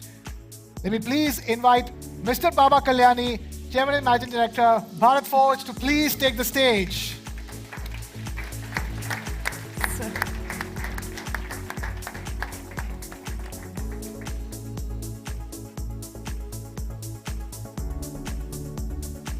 Let me also invite Mr. B.C. Tripathi, Vice Chairman, M. Green, to please take the stage. Huge round of applause, ladies and gentlemen. Without them, the summit wouldn't have been possible. Our big sponsors. Let me also invite Mr. Harshal Asnani, President Europe of Tech Mahindra, to also take the stage. This summit has been co-powered by Tech Mahindra as well.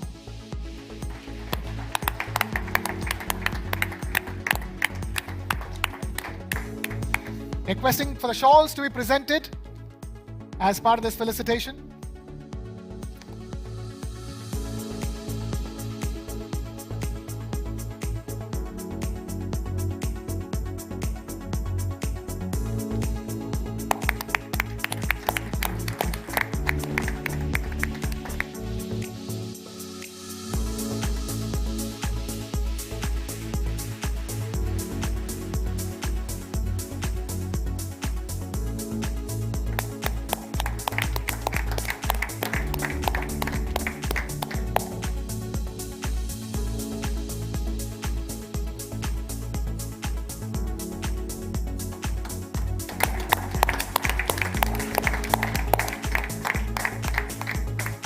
Sponsor.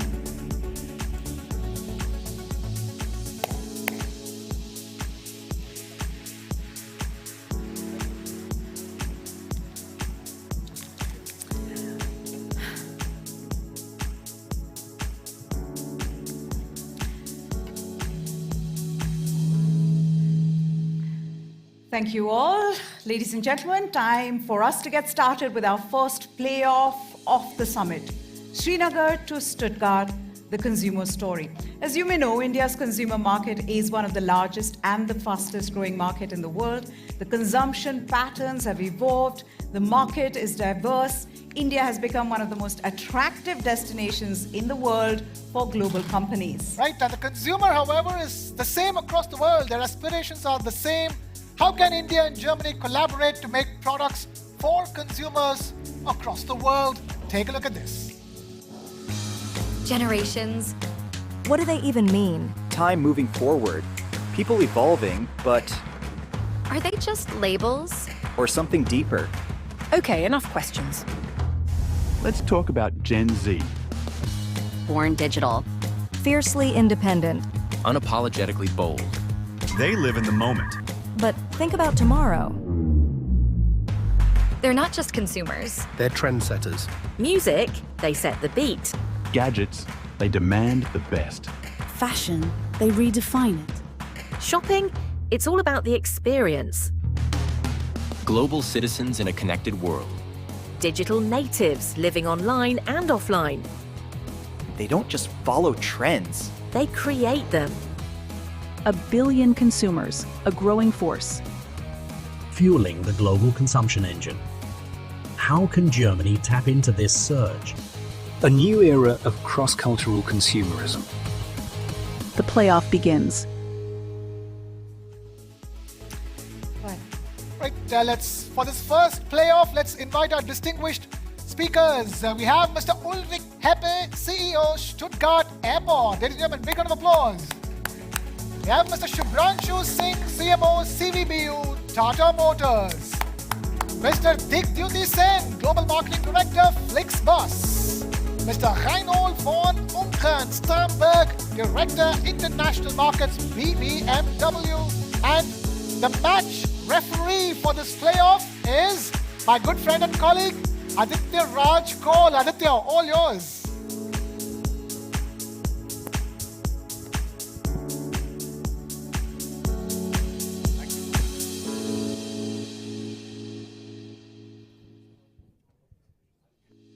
Thank you so much. Well, I'm not going to sit at the podium. I'm going to join the audience here, right in between. And this is the first playoff of this season of the Global Summit that News9 has organized at Stuttgart. So thank you very much for joining us. You know, India and Germany have had, great relations. The relations have been actually broadening and growing by leaps and bounds. We had the German Chancellor Olaf Scholz very recently in New Delhi with almost half his cabinet. And that clearly indicates the emphasis that Germany lays on India. And Germany already is one of the biggest, I would say, the partners of India from the European Union. So let me actually begin by asking Ulrich Heppe, the CEO of the Stuttgart Airport, that one of the areas where there has been emphasis has been innovation, mobility, and sustainability. In fact, this is the area where emphasis has been laid during the recent visit and the India-Germany framework. How do you see India and Germany collaborating together and Germany actually providing that technology to the large population in India, and what better can India do to actually have more investors from Germany? Thank you very much for having me. My name is Ulrich Heppe. I'm 53 years old, 4 children, CEO of Stuttgart Airport. Who of you all arrived at Stuttgart Airport? Please raise your hand. Wonderful. I hope you had a good experience. If not, complaints to me. Yeah? And no, thank you very much for having me. I'm happy to answer your question. I am very excited because I love India. Before I came to Stuttgart 2.5 years ago, I lived with my family in Ahmedabad, the capital of Gujarat. I was in charge for Ahmedabad International Airport and for the transition of some other Adani Group airports from privatization into private ownership. So I'm super excited. I love the Indian cultures, the languages, the food, the people. I'm a big fan, and that's why I was honored when you asked me to join the panel. So, no, I think mobility is the big key, and Germany Actually, India is the largest growing market for aviation. The companies Air India and Indigo and Akasan, they ordered over 1,000 aircrafts, much more than the Gulf carriers or the Chinese carriers did. So a lot of growth will come, and we want to be as an entry point. We are the gate to Baden-Württemberg at Stuttgart Airport, and hopefully soon we'll have some direct connectivity. Last Friday I talked to the colleagues from Air India, and they also could imagine they're focusing on Frankfurt and Munich, unfortunately right now, but there are new aircrafts coming which are good for secondary airports to connect because they're a little bit smaller, like the Airbus 321 XLR or Airbus 321 LR. They could go ideally from Bangalore to Stuttgart or to Mumbai, to Delhi, to Stuttgart. So we're looking forward to this. Then I think both India, you have so much talent, so much well-educated people. The people I worked with in NAMDA, but I was really impressed. I think Europe is happy that India orders a lot of Airbus, which are produced in Europe, but you're also ordering Boeings. Good for Europe that Boeing has some difficulties right now, but I think it's good to have two big aircraft producers. For me, it's important that we get zero-emission flights. The industry wants to be without emissions by 2050, so the short distance should be electric. The medium distance should be with green hydrogen powered, and the long distance with the sustainable aviation fuels. And India can be one of the major green hydrogen producer with all the solar energy you have and also wind. So I think India plays an important role in aviation in the future. I think India plays a significant role, certainly, in the global economics today, one of the fastest growing economies in the world at present. Let me bring in Shubhranshu Singh, CMO from Tata Motors, who's flown down from India all the way. Shubhranshu, Make in India has been one of the primary projects of Prime Minister Narendra Modi, and people have been speaking about it, the kind of flexibility that it has brought in towards collaborations and, of course, productions that are happening in India. But for a German investor, for an investor perhaps from the larger European Union, how significant is Make in India? Do you also feel that there needs to be an understanding of the local tastes, and perhaps the investors need to mold themselves to the local environment and atmosphere? Yes, thank you. I think the ministers had already spoken about the huge opportunity that India presents, not only to Germany, but to the developed world at large. Let me just address this from a brand building and a marketing standpoint. You see, India is a very large market, already the 5th largest economy by nominal GDP. We are 3.55 trillion. We have a 1.3 billion plus population. What we don't realize is how young and optimistic the country is in terms of demographics. So we are a median age of 28 years. 400 million Indians are yet not 20 years of age. So for the next, say, 50, even 100 years, the population increase in the world is going to come essentially from the developing markets.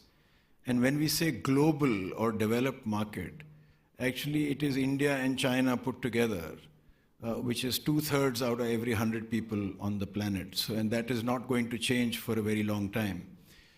The second part of this youthful optimism is how they are responding to the market. And there, I think, whether it's Germany or the top 6 developed economies in the world, I think the important distinction that has to be made is the nature of the market opportunity. Developed markets are about very large GDPs comprised of very few consumers, each having a lot. Whereas an India market construct is again a very large aggregated GDP, but numerous people each having, relatively speaking, a little. So if you are in India and if you address, say, the top 10% households, by the way, India's urban population is about 500 million, 540 million or thereabouts. So half of a billion people live in urban India. So if you took 30% of those households, for example, you could quickly build a business of anywhere between 100 million to 500 million at average levels of profitability by global standards. But if you have to really become a vast business, then you have to go 1, even 2 levels below that, which means pricing comes into play. The two defining characteristics of Indian consumers vis-a-vis a developed market is that they're relatively less affluent, but equally savvy. And our last mile now is organized around the mobile phone. And so therefore, savvy consumers, very networked consumers, very informed consumers, but not very prosperous consumers yet. But then every $1 trillion that gets added to the economy, or any 10 years that elapse, will change the construct of the market a great deal. So the one prescription that I could make perhaps for German companies or developed countries per se is you have to be about the mass market. You have to think of new price points, new products, and new ways to the market. In India, the last mile is critical. And so if you are imagining that the rest of India will catch up and suddenly become developed overnight, then you will remain relatively small. But if you have the imagination to say, I will go 1 level, 2 levels, or 3 levels deep or deeper and change the model. So instead of saying this is the global model, I will wait for all in India to catch up to the global model. Instead of that, if they had the imagination to say this is a large market in aggregate, how do I serve it? What models are required? Then I think the sky is the lower limit. Well, certainly the last mile is important. Certainly, let me get in Ungern Sternberg at this stage. You're director of the international markets of BVMW. You've been already collaborating with NASSCOM, with FICCI and CII. Would you like to speak about that? Because small and medium markets are important. The small and medium companies are significantly important for India as well. What kind of an environment are you looking at in India and tapping the opportunity really in India? Well, yes.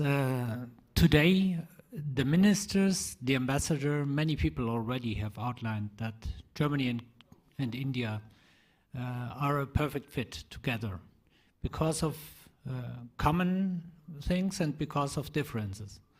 So the consumer market we are talking about is something that, besides all our commitments to work together, has not been explored in its full stage, is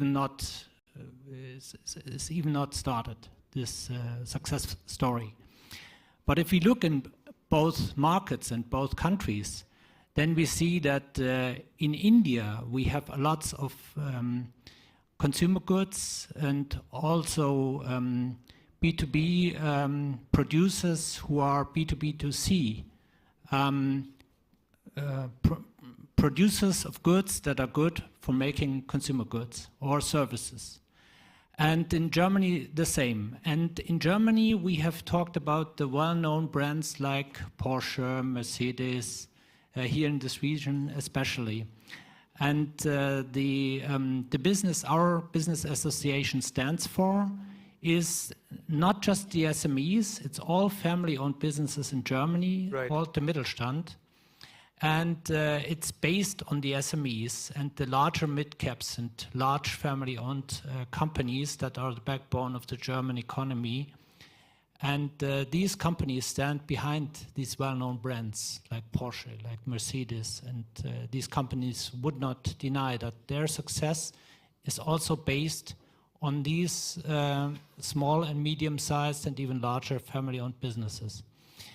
And what we have talked about is that at the moment we still have these hurdles, the barriers of trade we try to overcome by getting this EU and India trade agreement done. It's very difficult, as we all know, but the way to go into the both consumer markets is to invest.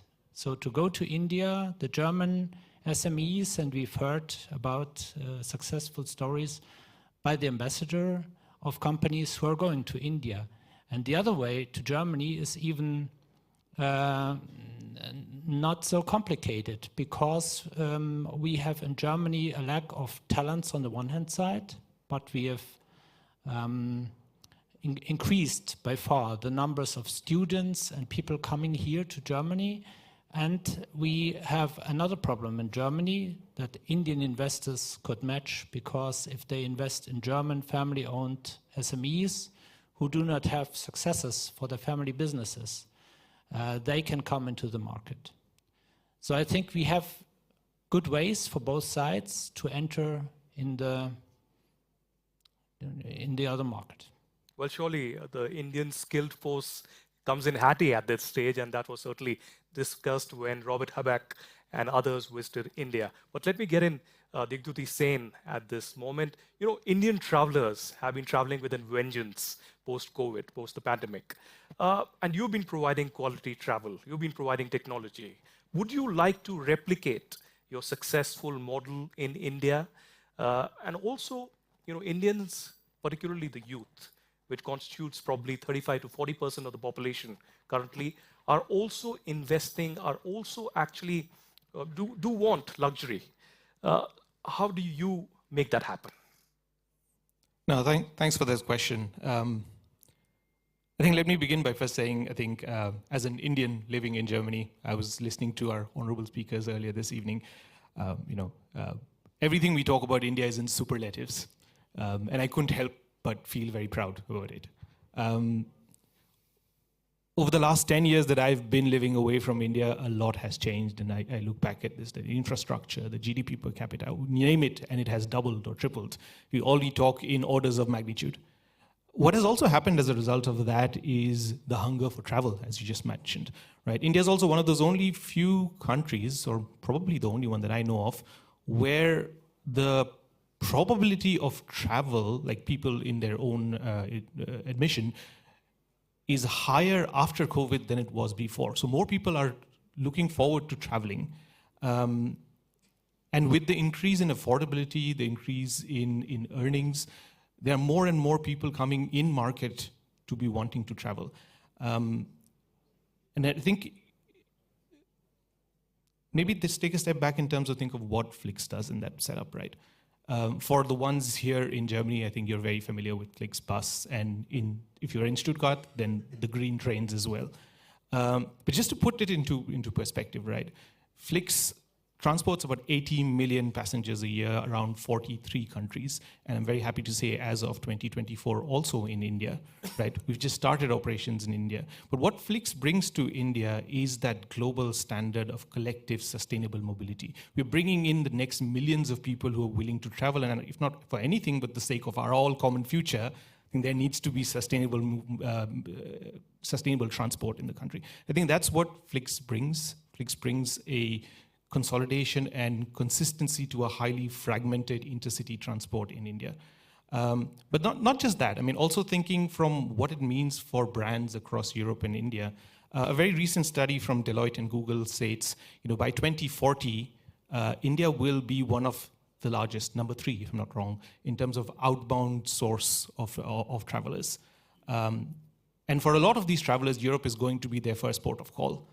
I think this is a great time for brands like Flix to build that bridge. When these travelers are ready to travel to Europe, travel around the world, the green buses and trains will be a familiar face wherever they go. So I think all in all, I would say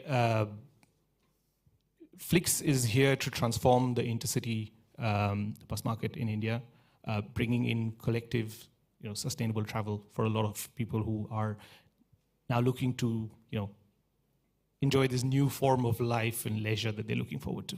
Well, excellent. We are at the MHP arena, and we are not following the traditional way of debating and having these panel discussions. So this was the kickstart, and me as the referee, I'm now calling questions from the audience. And this is a special segment. Any questions from any of the participants who are present here who want to ask the 3 leaders from India and Germany on the way forward?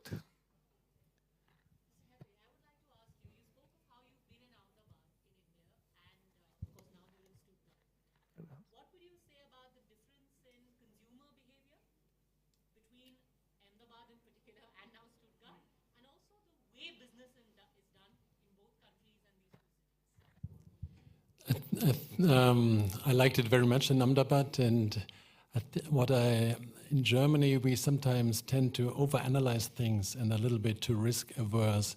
And my colleague in Ahmedabad, they were always, let's go for it. No, we do it, we get it done. So this spirit, the Germans can learn doing business from our friends in India. I think consumer behavior and the young generations, it's not so different. I have a 15-year-old daughter, a 19-year-old daughter, and also an 8-year-old daughter and a 5-year-old boy. And if I see the new kids, they love a lot everything with social media and with videos and dance and text and food. And I just came back from Doha to speak to Qatar Airways there and my daughter called me, Uli, you have to bring me some Dubai chocolate from Dubai. Yeah? And I said, no, I will not bring you Dubai chocolate. I'm in Doha. So they're all in food and stuff, and whatever gets promoted on social media, if it's cookies so it's not so different, consumer behavior. Well, for audience and those who are watching us live, they couldn't hear the question. So I have to tell them that the question was about the difference in the consumer behaviors between people here in Ahmedabad, his experiences here and in Germany. Anyone else from the audience who would like to ask a question? Please.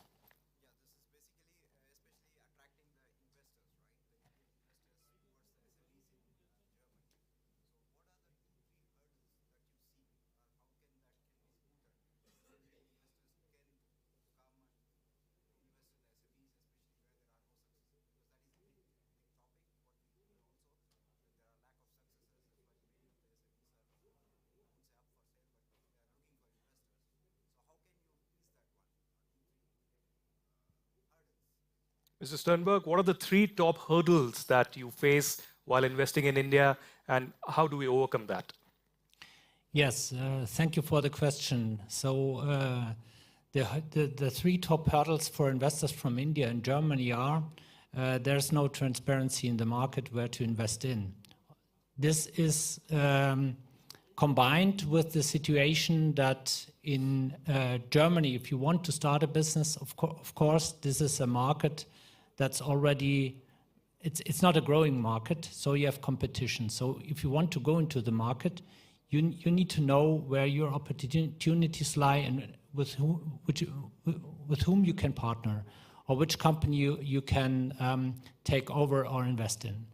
So, and this is something you need a network of trust. So you can approach embassy, you can approach institutions that give you a bit of insights in how to go into the German market, but then you need the contacts and you need this networks of trust.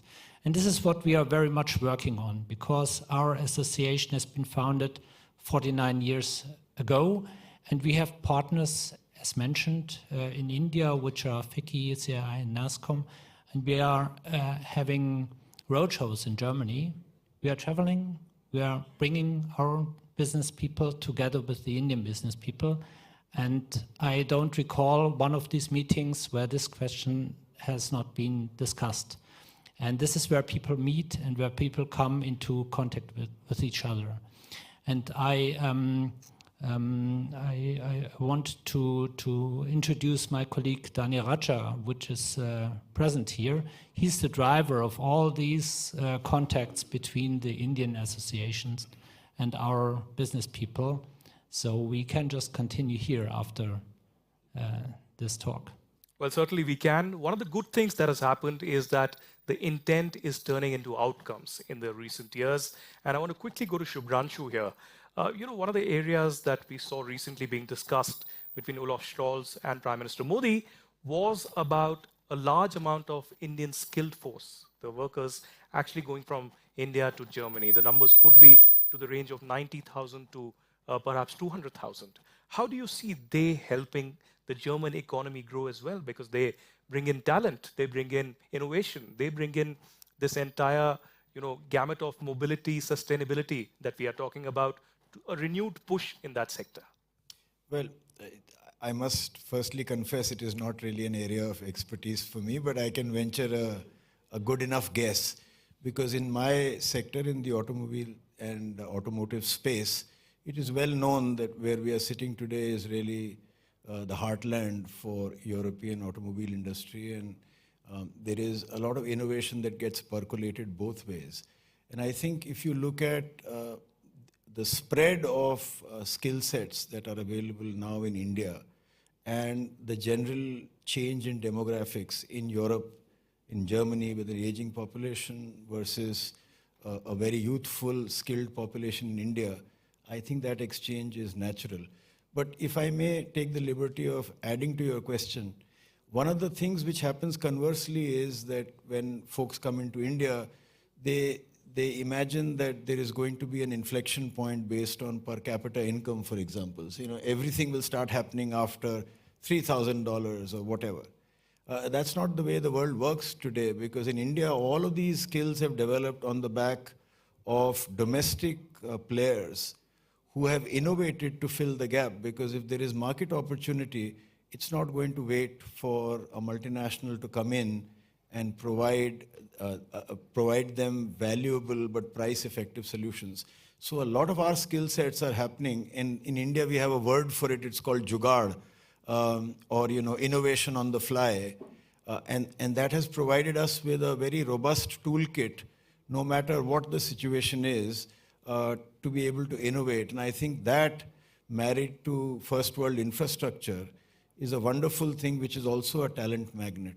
But if in any case, like I said, if out of 100 people, 2/3 of them are going to be in India and in China, then we need to shift the definition of what is global or what is Asian workforce. Because if you take a count of people and you were to line them up in one line, then it will predominantly be an Asian line. So if the Asian talent and Indian talent in particular goes across the world, it will be a more productive and economically a more value-adding world, I feel.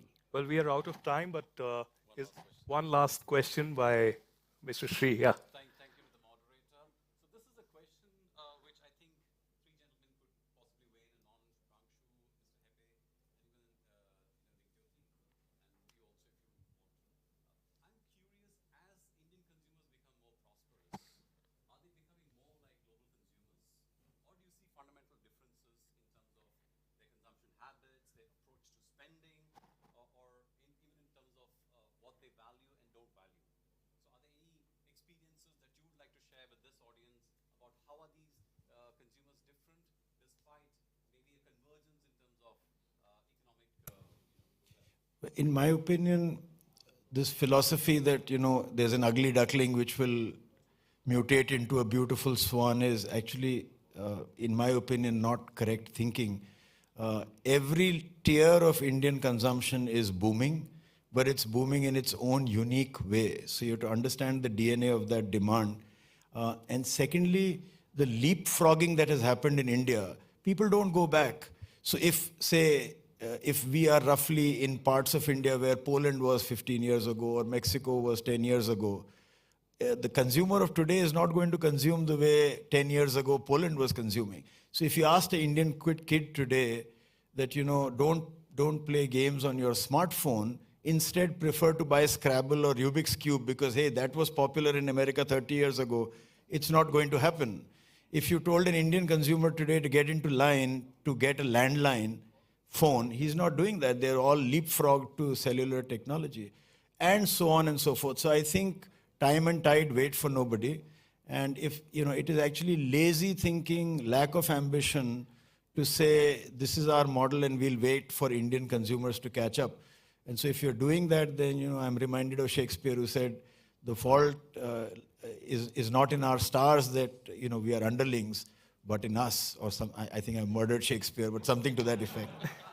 The fault, dear Brutus, is not in our stars, but in ourselves that we are underlings. So well, on that note, I will have to end it here. Thank you very much. I think Suzanne has a question, but I would request her to ask outside.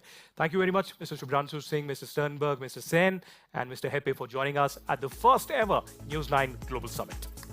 Thank you. Apologies, I exceeded my time, I think.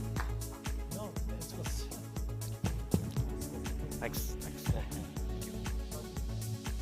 Thanks, Shubhra.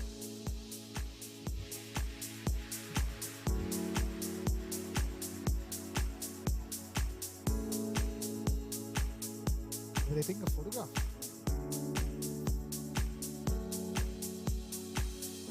Requesting the panelists on the playoff to please pose for the photographs. Please, sir. And of course, they will be felicitated with stalls from VfB Stuttgart.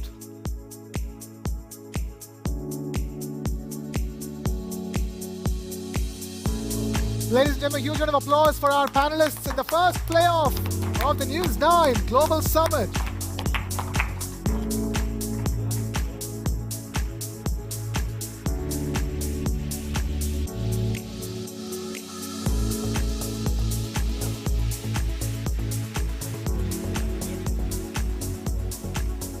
Requesting Mr. Hemant Sharma, Shri Hemant Sharma to please take the stage.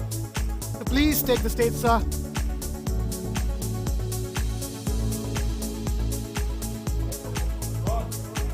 Requesting the shawls from India to be presented along with the stalls from Germany.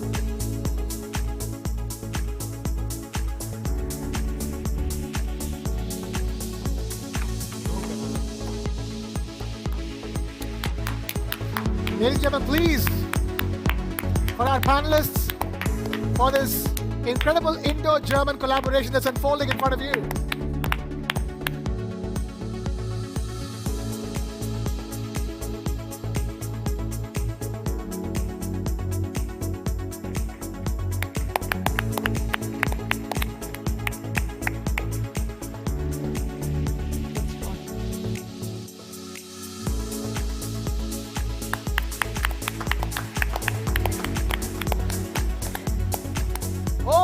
Mr. Sharma from VfB Stuttgart.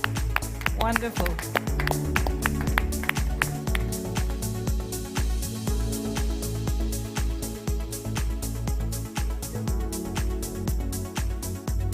All right. All right. Right, thanks for that thought-provoking playoff. Let's move on to the second playoff of the day. It's sportstainment, harnessing soft power. Soft power is no more just a buzzword. Countries have realized the importance of soft power in shaping global perception. From India hosting the Cricket World Cup last year to Germany hosting Euro 2024, sport connects people. It can elevate your global profile. Oh, absolutely, Meha. And as the world becomes more and more interconnected, the role of not just sports, but entertainment, as soft power has also grown. Of course, we're from India. How can we not talk about entertainment? That's why this panel is all about sportstainment. Countries with a strong entertainment industry are influencing global trends and shaping the future of international relations. Take a look at this. Sport is more than a game. It's influence, culture, power. And when mixed with entertainment, it's unstoppable. Athletes become ambassadors. Fields become stages. Together, they tell stories that move nations. It's soft power in motion. India and Germany harness this power. Each in unique ways. India with its cricket, cinema, and electric fan base. Germany blends football with innovation. PM Modi once said, "This is not an era of war." In the 21st century, soft power reigns supreme. Nations that harness this power build wealth. Shape perceptions. It's control without coercion, influence without force. India and Germany show what's possible. It's a bridge, a dialogue, a movement. Leading with sports, powered by entertainment. The playoff begins. Right.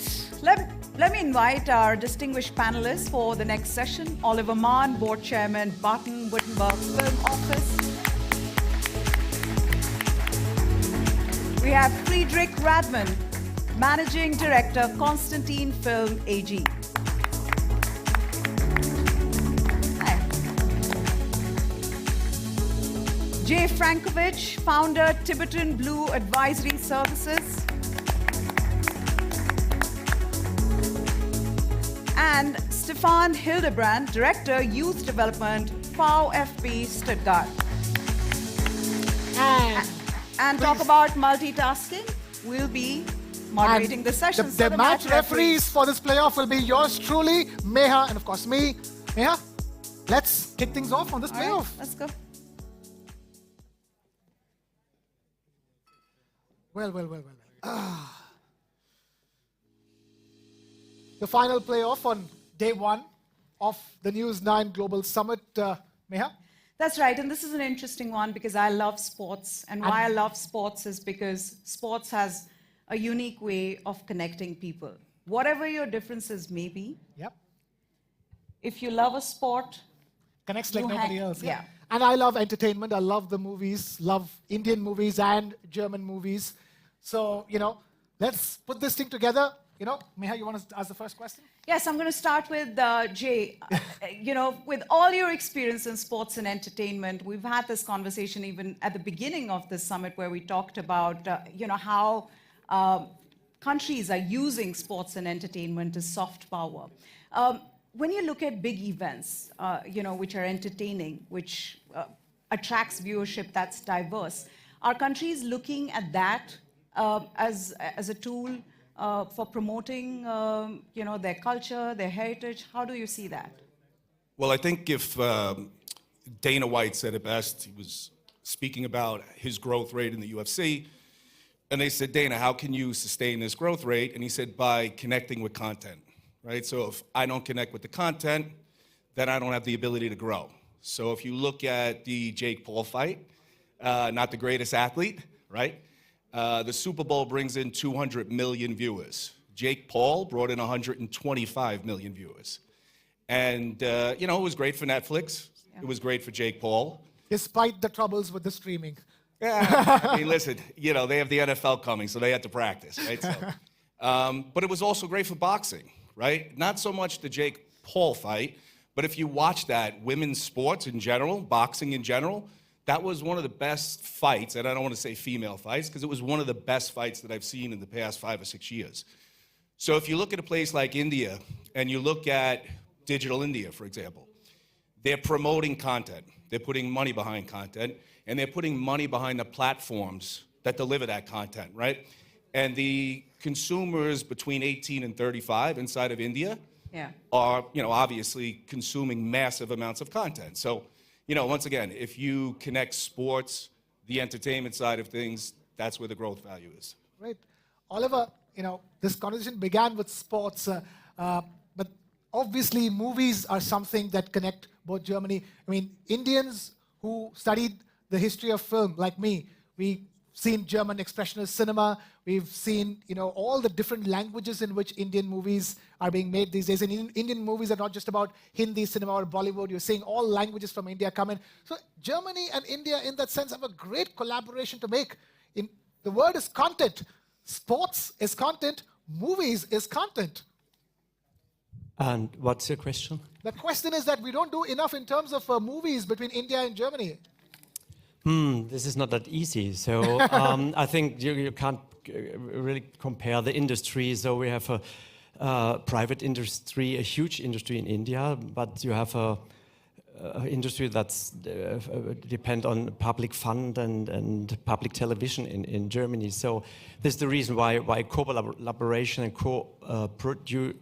productions are very, very difficult. So I think I don't know how famous German films are in India. So some are, but not all the films. Maybe more older films, I would say. I will never forget watching Run, Lola, Run. Or Lola Rent. Or Run, Lola, Run. Yeah. Yes. So famous in India. There was an Indian remake, Lupla Pita. Yes. We screened it at the festival. Yes. So it was a great film. So, but I think this depends on people. So on the actors and actresses. So if they are known, so people will follow them. Shah Rukh Khan is the actor, so he has some fans in Germany. So, but I don't know if there are so many fans of German actors and actresses in India. Okay, Stefan, you love football just like Indians love cricket. I mean, cricket is a religion in India, and football, I would think, in Germany, right? I've got to ask you this. Sports is used as a soft power in holding big international events. Germany hosted Euro 2024, and it was a fantastic tournament, especially in the way, I mean, it's too bad for Germany, they lost, but Spain, how brilliant was Spain? But what that does is that sort of puts you on the world map. It, you know, gets everybody talking about what can you expect from the tournament? How is it building up in Germany? How do you look at that as soft power? You know, holding big events, big ticket events in a country. Mike, please. Yeah, first of all, I would like to thank the organizer for inviting me to this panel, to this event. Actually, I was asking myself a bit what could be my role here as a director of the youth development program of a football club here in Germany. And I'm happy to speak as a representative of the host here of this event.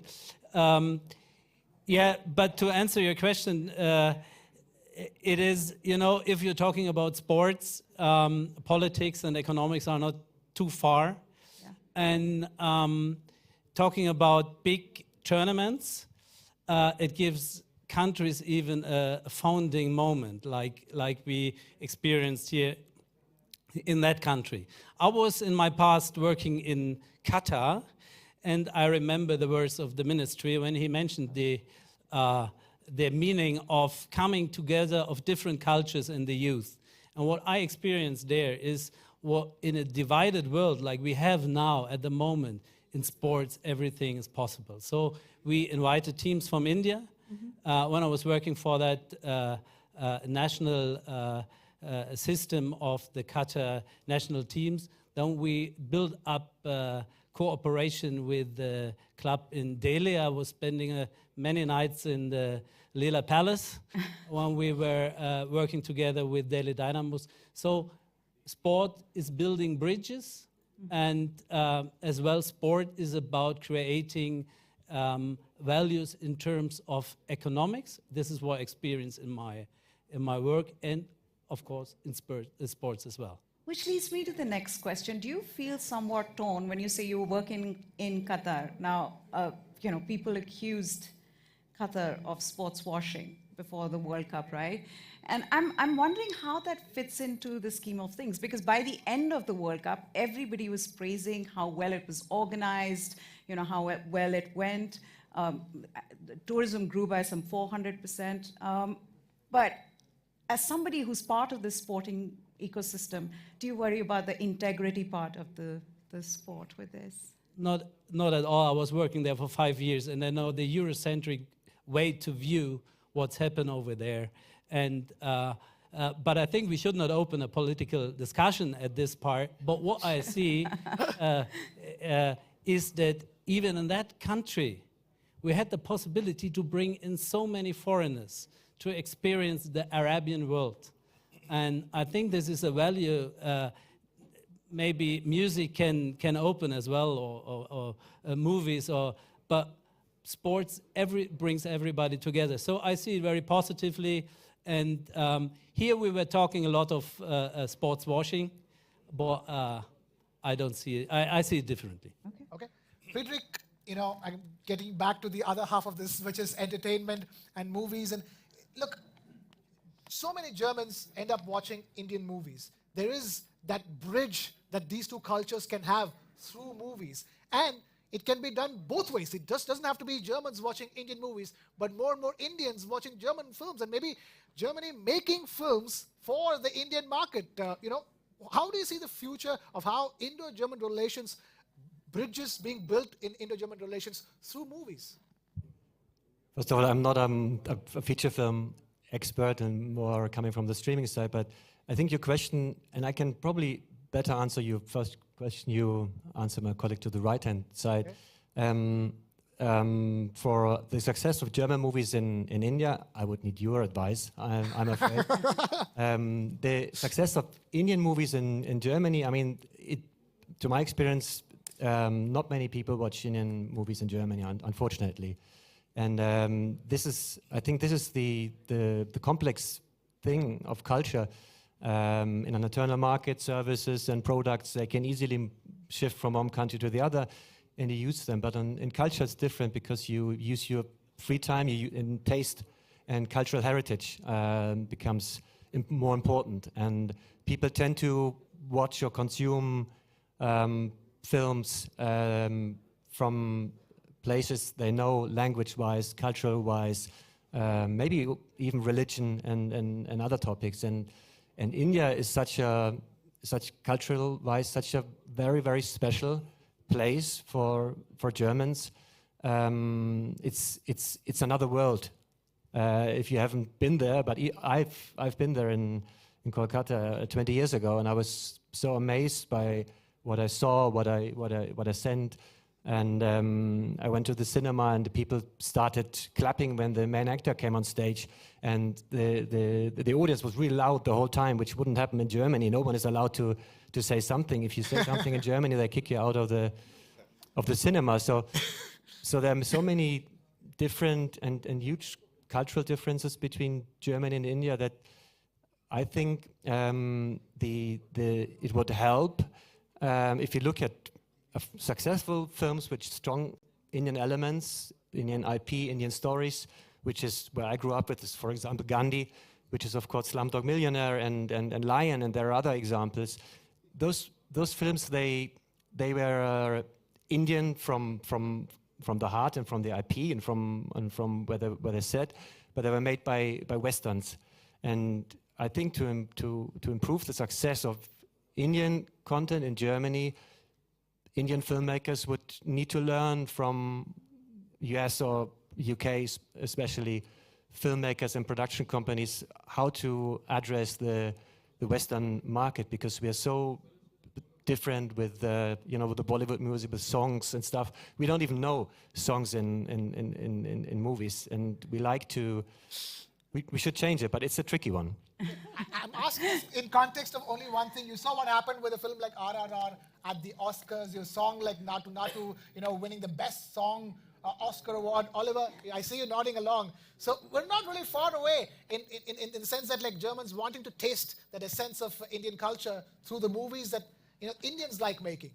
Yes, but Germans are very interested, so we see it at the festival. So most of the Germans think Bollywood is the only kind of film of movie you have from India, but there's much more, Absolutely. And I think I always say, when we started the festival in 2004, and then I remember there were a lot of shows with Shah Rukh Khan in Germany, and it's all more a female thing than a man thing. So, and I said to them, so you have to, at that time we had a huge TV show in Germany, it was called Wetten, Das. So, and I said, you have to bring him there, that the people get notice of him, that he can more than sing and dance in films.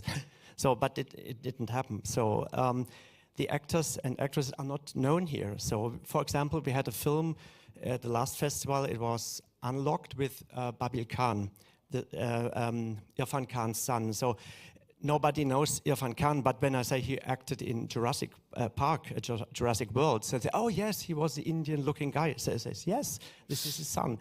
So, but people don't know. So you have to bring the people here and to make them well known, that young people maybe follow him. He's a young actor, so he's wonderful for all social media things. So. Okay, let's get back to sports then, Jay. The role of sports figures is as a tool for shaping global influence of a country. How do you see that? Virat Kohli, for example, who's a cricketer, he is one of the most followed sportsmen on Instagram. Cristiano Ronaldo being another player. How do you see that when we talk about harnessing soft power for a country? So I think if you look at the name, image, and licensing, and looking at these athletes at a younger age and starting to develop their ability to connect with fan bases, be in front of large audiences, work with people who have been in cricketing or football, and also merging in other aspects of entertainment. You had mentioned music. So, for example, if you are going to buy a team nowadays, it's a good thing to bring in a celebrity from the music world or Hollywood, right? Because it now boosters the eyeballs onto some of these smaller clubs.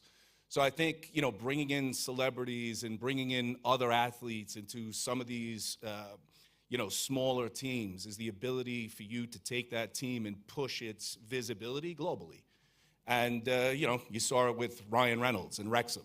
Yeah. Tranmere is a small club out of Liverpool. Nobody knows it, but, you know, right now it's got some big celebrities like Rihanna coming into that team, right? So it's going to be known as Rihanna's team, not the little brother in Liverpool, right? So these are the things. People want fully immersive experiences. And people use the word immersive all the time.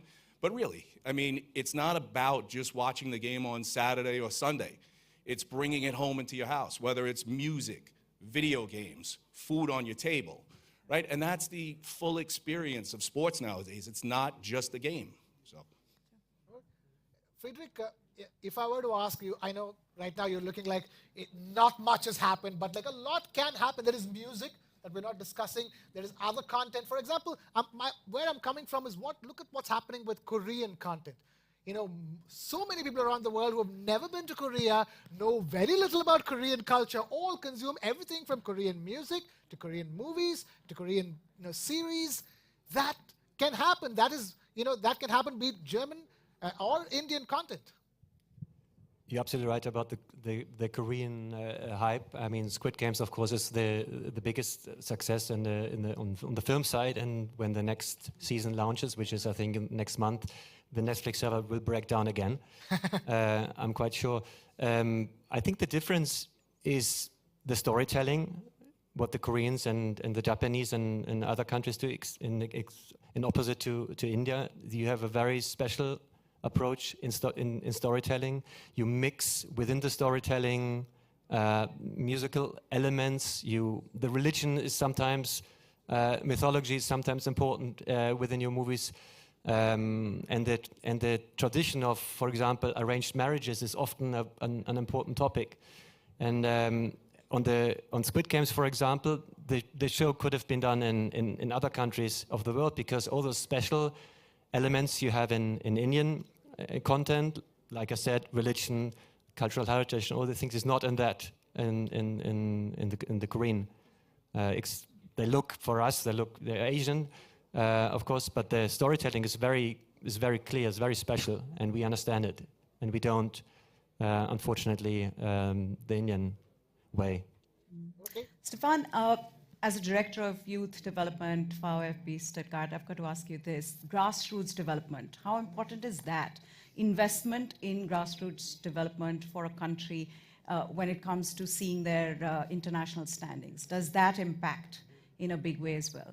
You know, when somebody says, oh, this country has great infrastructure, facilities, the youth is doing well. Look at what's happening with Lamine Yamal. I mean, he's unstoppable, right? So what do you think is the impact of that?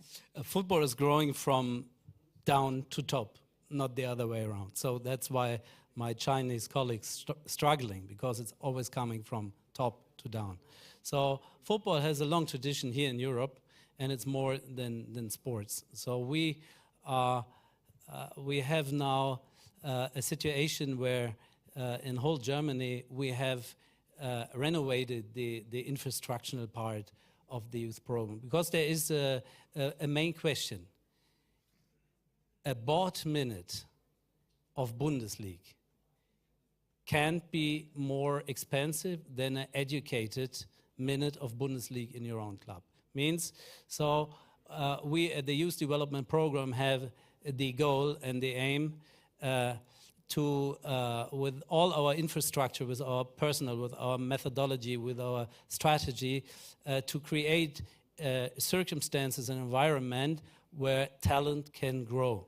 And my experience is, I don't want to concern anybody in India, that a game which is played only with a foot and with a big ball can't play it by everyone. And my experience as well, when I was there in New Delhi, we made an open trial and we announced it one day before, and we have 2,000 kids to come.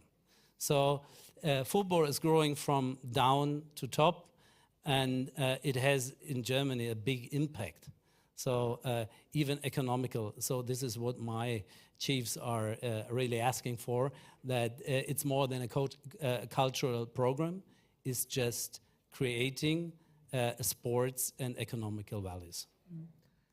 Jay, you know, we're talking about sports and entertainment as if they're two separate verticals. The word is sportstainment because it is the entertainmentification of sports, if I may. You know, like you can't be like, oh, you have to be a football lover, a purist to watch that game. You have to be a cricket lover or purist. Look at what's happening with a league like the Indian Premier League, the IPL for cricket, is the second most valuable sporting league in the world. So in a sense, sport is going towards that arena where it has to be as entertaining as possible and not just meant for the purists. Yeah, I agree. You know, and it's sports in general, it's rivalries, right? Everybody likes to wake up and say, I'm the best today, right? Nobody says, I hope I finish last today. I mean, it's just, it's not the way it is. And inherently, we have that in us. And you know, when you look at programs inside of India, so there's the Association of Indian University, right? Which I think is following along the same lines of what they're doing inside of the United States, where, you know, obviously we put a lot of emphasis on students and sports in the United States. But, you know, my daughter is 27, graduated college, and went on to the medical field, and that was funded by her playing softball, right? So sports, entertainment, education, it all works together. And the platform that they're doing now in India, you know, in building up these rivalries amongst these universities, I think is something special that they have. That, you know, it's something I think that's going to push the athlete from a young age, male and female, and it will grow basically the sports and academic side inside of India. So. All right, let's throw the floor open for some questions from our audience. Shri? Growing up in India, I've actually consumed a lot of German content. You'd be surprised. So there was one detective show called Old Fox. We absolutely loved it growing up as kids, you know, watching that. Then there was a game show which used to be our Sunday morning routine. So do you see an opportunity for German content to be repurposed for an Indian audience today? Even if it means dubbing that content and selling it to a market, because there are niches in the market that you could potentially tap. It's difficult to answer, I think. Of course, the dubbing as such will make things more accessible, but there's still the setup and the storytelling and the philosophy and the cultural heritage behind. So I'm not so sure. I think what we have to do is, we Germans, to travel more to India and to get to know better your country. I mean, 440 universities were built. Maybe some of them were film schools, so I can try to persuade, you know, film students to come over to your universities on the film side. And the same actually the other way around, that even more people than the 250,000 should come to Germany, be it for a longer period or only for a shorter period, that we get to know each other's culture better than we do at the moment, because it's really the different worlds. And if you sell products and services, I think it's easy because you don't interconnect with faces and with acting and that kind of stuff. But you only have the product and or the service, which you can use from any part of the world. But when you consume culture, it's really, really different. All right, I think we're running out of time. We've got to wrap this up, but I'm going to end with how I started this. Sports and entertainment has a unique way of connecting people. Somebody growing up in the 80s, 90s, watched a German show, still remembers it, has great memories of it. This is what sports and entertainment can do, and this is what we were talking about when we talk about harnessing soft power. Thank you so much, Oliver, Friedrich, Jay, and Stefan, for taking the time out and contributing to this. Can I add a last story? So I think it was the 10th anniversary, so we thought about a pre-event for the festival, and we asked an Indian soccer team to come. It was Mahindra United, and they want to come, but there was no club in Stuttgart who was interested to play against them. So maybe we can do it again. So, yes, please. That is... It's time for that to change for sure. Requesting all the panelists on this playoff to please stay on stage so that they can be felicitated with a stole from Pvt Stuttgart. We have Mr. Barun Das from the TV9 network and Ron Kasper as well. I don't know what you were saying. Yes. And requesting all of you to just hold on for just a minute. We'll be done with this felicitation. Ladies and gentlemen, huge round of applause for all the panelists.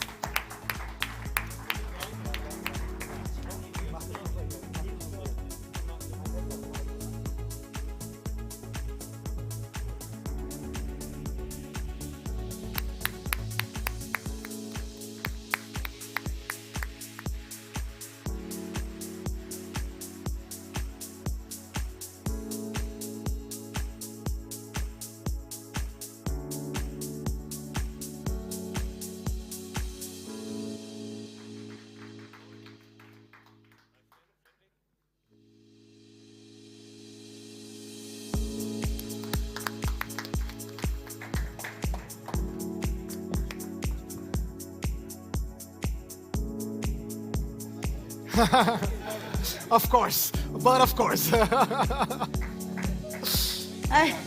all got one. Thank you so much, Barunji, for doing the honors. Thank you so much. And thank you, Ruben, for doing the honors. Yeah.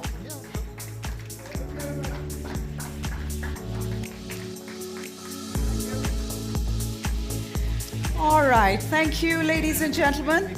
Yes, that's what we're doing. It's a wrap for the day. Thank you so much, sir. Okay. Lovely. Good luck. Thank you, Jay. Thank you.